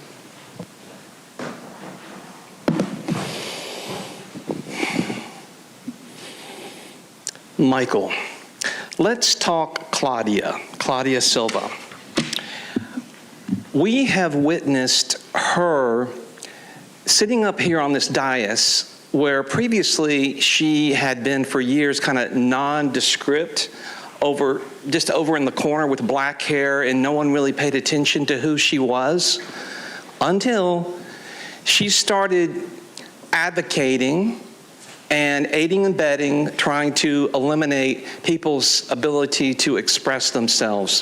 For example, with her comment, some people have become very effective with their 60 seconds. Well, you know, some people may not feel as confident or feel like they have enough education or whatever to be able to express themselves, or there may be other reasons too.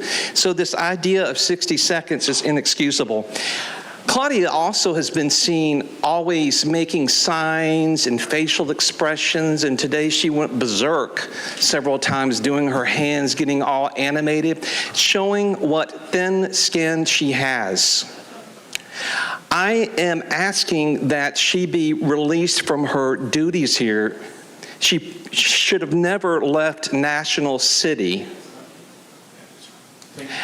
I would also wager that when I've spoken of self-implosion, I thought that Tara Lawson-Remer would be next after Nora, but I'm starting to get a gut feeling it's going to be Claudia Silva. So it may be better that if she voluntarily resign her position and her $500,000 salary and benefits in her efforts to mislead Tara, Monica, Jim, Ebony, because more is going to be coming to light. How good can it get? Thank you. We'll now hear from the individuals that requested to speak by phone. We will start with our first caller.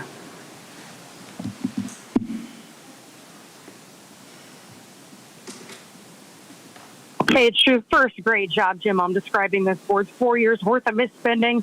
And Joel, I appreciated you calling out the overfed elephant in the room, aka the political unions. Second, Tara has failed county residents and meeting participants by overstacking the agendas to the point that she has to keep pushing items to the second day, expecting people to commit to yet another meeting. How selfish. And what political dishonesty to not only conflate two separate meetings together in order to reduce public input, but to then not provide full details on what items are being pushed to a second day. Is Tara doing this to ensure everyone is censored with only 60 seconds to speak? Is Tara going to pay people's gas bills to cover them having to drive back just to have their voices heard? This is all evidence. There's too much political theater on the agendas. And then to top it off today, Tara Thunberg yelled at the entire board like the spoiled brat she is, and demanding that other supervisors read your last-minute junk. How unprofessional. You still need to be censured. And Claudia worked in National City? No wonder. Something else that needs to change. The new speaking sign-up system sucks. There's too many clicks just to sign up. It only registers someone as neutral, and maybe if you're lucky, get non-agendas opposition. But why would someone be required to have an email address and check an email for a webinar ID just to speak? And why should someone have to re-register to speak just because Tara overstacks the agenda, pushes 50% of it to the next day? Also, why doesn't the system tell people what order they're in the queue as advertised? This system is more troublesome than the former system.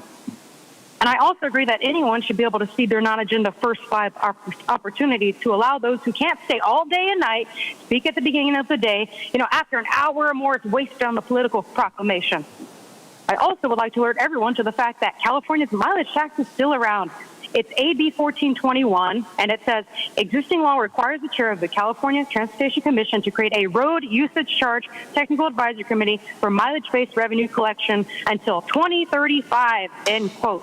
Blame the state crazies and sandags. Thank you. Thank you. And Vice Chair Lawson-Remer, that concludes public comment on the items not on the agenda. We'll now move on to the closed session matters. Just give me a moment to pull those items up.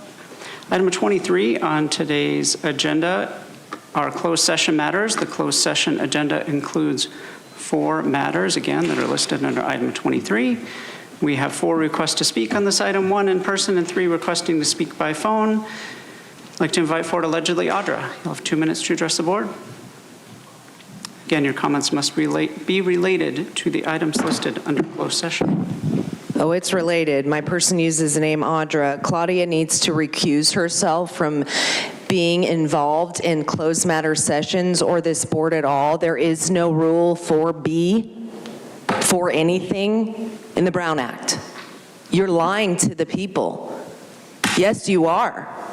And the fact that we have a liar sitting up here supposed to be representing you guys, that should be of concern. Because I don't trust paying her to make a sound mind decision when you are flat out a liar. And you know it. You don't even know the Brown Act. And you're sitting here saying there's this rule in there that's saying that you can't have, donate your time to somebody else. That is bullshit, Claudia. I smell it coming from you like no one's business. It actually smells like sulfur because you're emit from hell. It is absurd that you can sit there and say that when the places like the city of San Diego or other places that go under the Brown Act, you can donate your time. So the fact that you sit here and blatantly lie to the people, you cannot be trusted. You should not be sitting in that seat. Michael is right. You are self-imploding and you will be the one to go. You might as well get up right now and vacate your seat. We shouldn't be paying you over $500,000 to lie, flat out, or to kidnap children and abduct them from their families. You're a liar. You know it. You're actually putting them in danger of a lawsuit because you're lying to them and the public. Get out of that seat and vacate it now, or you're going to be gone anyway. Thank you. We'll now hear from the individuals that requested to speak by phone. We'll start with the first caller.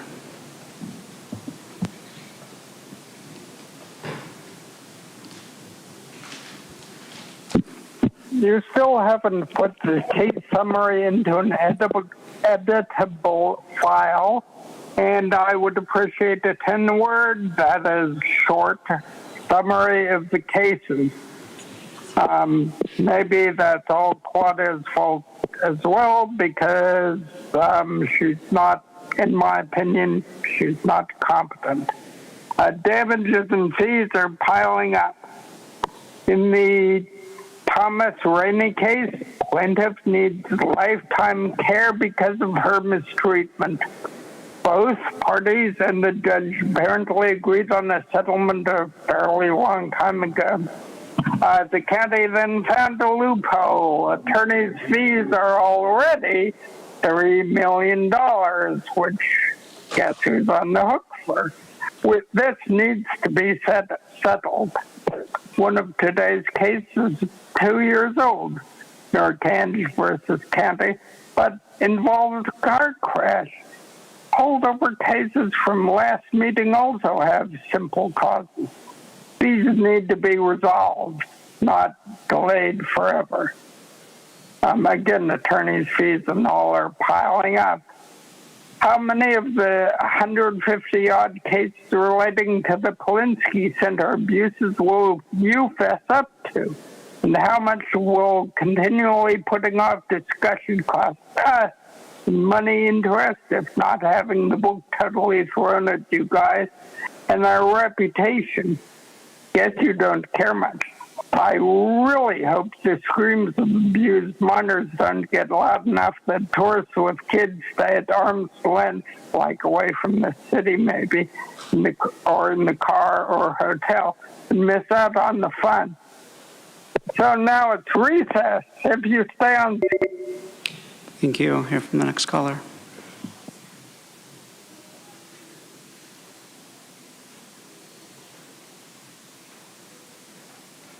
Consuelo here. So, to Claudia, bye-bye, Alicia. And to, wanted to echo what Paul the Bold was saying, that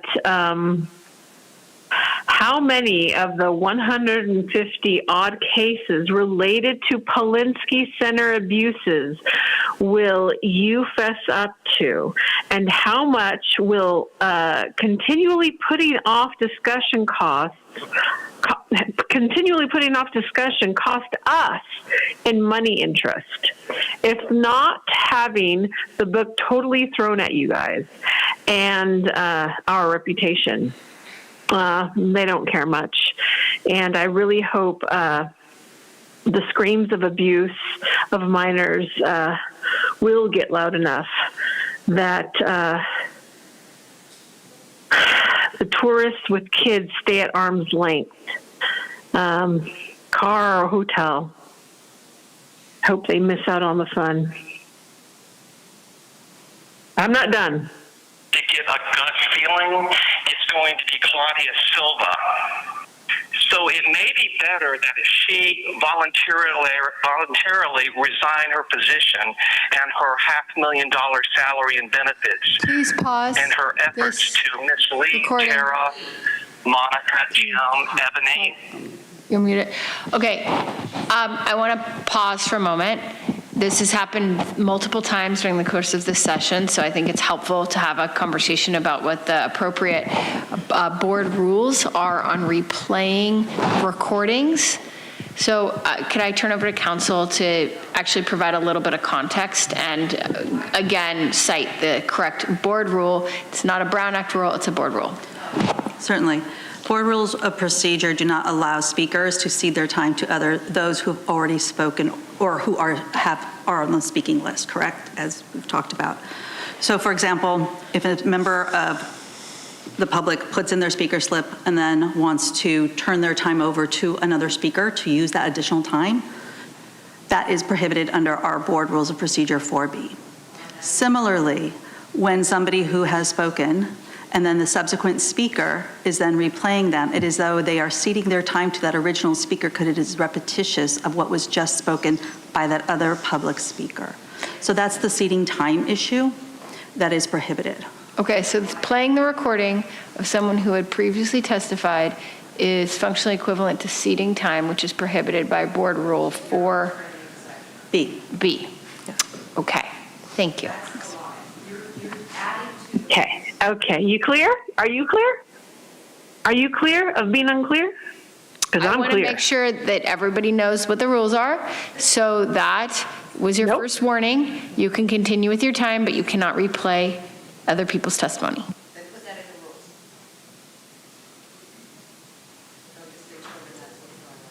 Okay. Paul is right. You are self-imploding, and you will be the one time to is, go. This is the second warning. This time is over. Okay. Thank you. I want to hear from the final caller.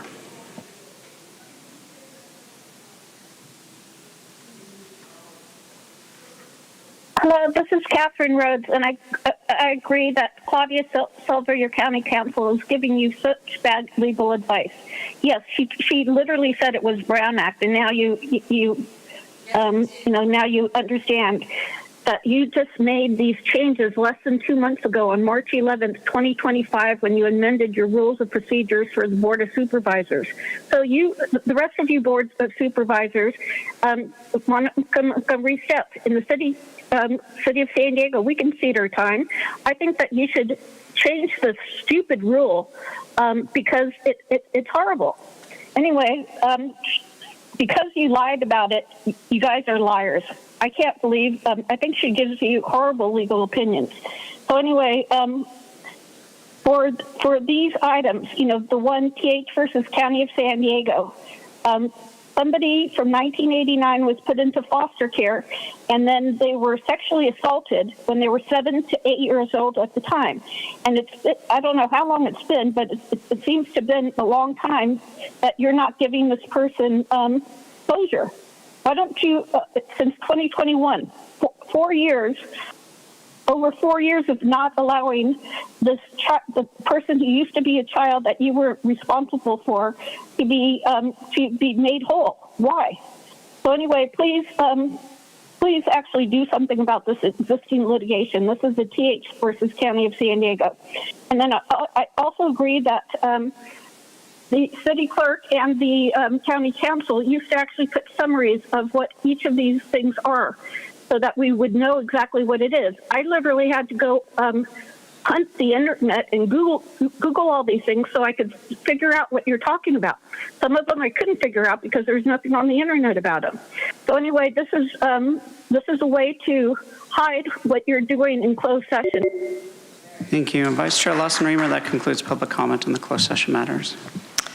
Okay, thank you very much. So we have 2 adjournments in memory today. The first will be presented by Supervisor Desmond and Supervisor Anderson together in memory of Bo Mazzetti. All right, thank you very much, Madam Vice Chair. It's with a heavy heart that we remember Chairman Bo Mazzetti. He was a giant in California tribal leadership and a true champion for his people and our communities. Bo passed away on May 1st, 2025 at the age of 77. Surrounded by his loving family, he's survived by his wife Mary and their children Emily and Joseph.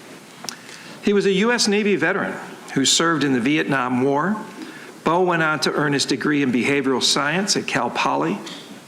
Over the years, he built an incredible legacy, helping create the Southern California Tribal Chairmen's Association, the Reservation Transportation Authority, and most recently leading the San Luis Rey Indian Water Authority, securing long-fought after water rights for tribes after more than a 50-year battle. He was elected to the Rincon Tribal Council in 2002 and as chairman in 2008. Bo dedicated 16 years to strengthening tribal sovereignty, building opportunity, and lifting up his community. Bo was larger than life, a visionary, an entrepreneur, a fighter, a leader who never forgot where he came from or whom he served. His leadership transformed the Rincon tribe and left a legacy that will benefit generations to come. But more than his accomplishments, Bo will be remembered by his kindness, his wisdom, and the optimism he brought to every room. His work lives on in every life he touched. His spirit will continue to guide us in remembering and reminding us to lead with courage, compassion, and hearts. Rest in peace, Chairman Bo Mazzetti. Your legacy will never be forgotten. So I'd like to hand it over now to Joel Anderson. Thank you, Jim. I had the good fortune of being elected to the State Assembly, and my very first committee assignment was to be the vice chair of GO, which is government organizations, and we do all the syntax, gambling, alcohol, tobacco. And while I had the most tribes in my district in the nation, and the most gaming tribes in the nation in my district, Bo was one of those leaders that took me under his wing and explained a lot to me. You see, sovereignty, while it sounds easy, there's a lot more to it. And when you're looking at the struggle that indigenous people, that tribes have gone through throughout the history of California, Bo was one of the few leaders that had sued the state on multiple occasions very successfully. Today's compacts are based on his lawsuit against the governor. Now, all the tribes were impacted by it, but it was Bo that immediately went to his attorney, and I think that his attorney was more of a board secretary because nobody knew the law better than Bo did and how to apply it. But how we address water on tribal land, how we address compacts, all these things Bo put his fingerprints on. And he didn't just do it for his tribe. He did it for all the tribes of California. But he fought for the little man all the time. It had nothing to do with being tribal. He just believed in others, and he wanted to lift his community and all their neighbors. I express my deepest sympathy at the passing, and by this adjournment, memorialize him for a lifetime of contributions, not just to San Diego County, but for all of California and all the people of California. Thank you. Thank you. Today's second adjournment will also be presented by Supervisor Desmond and Supervisor Anderson in memory of Walt Eckert. Thank you, Madam Vice Chair. I just want to acknowledge the Walt's family is here with us for this adjournment, so thank you for being here. It's my honor to adjourn today's meeting in memory of Walt Eckert, a beloved leader and public servant who played a crucial role in shaping San Diego County. Walt Eckert passed away on April 25th following a courageous battle with cancer. So whether you knew him personally or not, every resident of San Diego County benefited from his decades of dedicated public service. His leadership shaped this region in profound and lasting ways, and his impact will continue through the countless people he mentored and guided. As Chief Administrative Officer from 1999 to 2012, Walt led the county through some of its most challenging and complex times. He guided this county through periods of economic uncertainty with steady, principled leadership. While other governments faltered, Walt upheld a standard of excellence, fiscal responsibility, and stability that enriched the lives of countless San Diegans. Walt's tenure was grounded in integrity, public trust, and a deep commitment to mentoring the next generation of public servants. He had an extraordinary ability to lead with wisdom and humility, and to support and encourage those around him. Beyond all the conference rooms and the board agendas, he lifted up the spirits with his sense of humor and his steady presence, and yes, even his singing talents. The highlight of the Taxpayers Association Awards was to hear Walt sing. He was great. And he brought humor and joy to that whole event and to everyone around him. The annual Christmas party here at the CAC was not complete without his carols. So if you walk the halls of this building or any number of civic institutions throughout the region, you'll find his fingerprints. You'll meet countless people whose careers he guided, whose potential he nurtured, and whose confidence he helped build. He was generous and thoughtful, and in his counsel, he was candid in his feedback and deeply invested in helping others thrive in service to the public. He helped shape a generation of leaders who carries this example. In 2013, Walt brought his experience to the city of San Diego as their chief operating officer, playing a key role during a critical time. His commitment to public service extended well beyond his official roles. At San Diego State University, he taught public administration, encouraging students to stay curious, to read the news, and bring thoughtfulness to their work. He shared his passion for good governance with students, mentoring and inspiring them to take pride in serving their communities. So Walt's legacy will not just be measured in policies or budgets. It lives on in the people he inspired, the institutions he strengthened, and the values he modeled. He's going to be remembered not only as a trusted leader, but a devoted husband, father, and grandfather. He raised a strong family, and we send our heartfelt thoughts to his wife, Pam, his daughters, Brittany, Megan, and Jessica, and their families, including his 6 cherished grandchildren, Kaylee, Wesley, Reagan, Jacob, Addie, and Brooklyn. Thank you for sharing your husband, father, and grandfather with all of us and the people of this region. Walt lived and led with integrity and courage, and we are better because he was here. When I first got elected to this office, one of my first meetings was with Walt Eckert. And I asked him, Walt, I don't know what I got into here. What should I do? And he told me, he says, just concentrate on the few items you can make a difference in. The county is so vast and large. But go after those items with a vengeance and with passion. And so far, so good. So I appreciate it. But may his memory be a blessing, and may we continue to be guided by this example he set. And may we strive to follow his example, lead with integrity, laugh when you can, and lift others as you go. So, as I already acknowledged, his wife Pam, the 3 daughters are Pam, Raise your hand. Pam is here.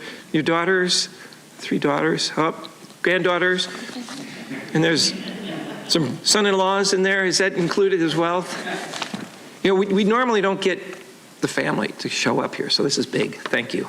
So Walt Eckert, may he rest in peace. And again, I'd like to pass this off to Joel, Supervisor Anderson. Thank you, Jim. And you hit so many of my talking points because whenever I thought of Walt, I thought of an incredible public servant whose career was marked not only by his integrity and leadership, but by heart, humor, and a profound belief in doing what was right. And I just have a quick story to share. But throughout the years, like you said, we'd see him at the Taxpayers Association. And a couple times I had the good fortune of having him at my table. So when people would get up to do something, I'd mosey over to him. And he always had a kind word, but a thoughtful word. And he'd always start off by asking how you were doing. And he'd always try to get you to the next level in your life. Whether you asked for it or not, he was there to support you. And when I first got elected, this is woefully different than my previous job.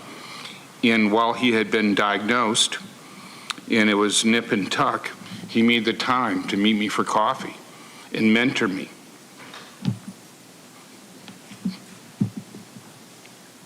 He went above and beyond. But as I worked here, I found that I was one of thousands. I think that everybody who slowed down long enough to listen to him received mentoring along the way. And I think most of us are going to remember him fondly for his sense of humor and humility. Walt taught us how to face the toughest moments with grace because he did it throughout his life. I believe Walt's legacy will continue to live on throughout San Diego County, through the people he inspired, the principles he stood for, and the enduring impact of his leadership. Pam and family, I'm so happy you're here. Walt made a big difference in many of our lives. Thank you for sharing them.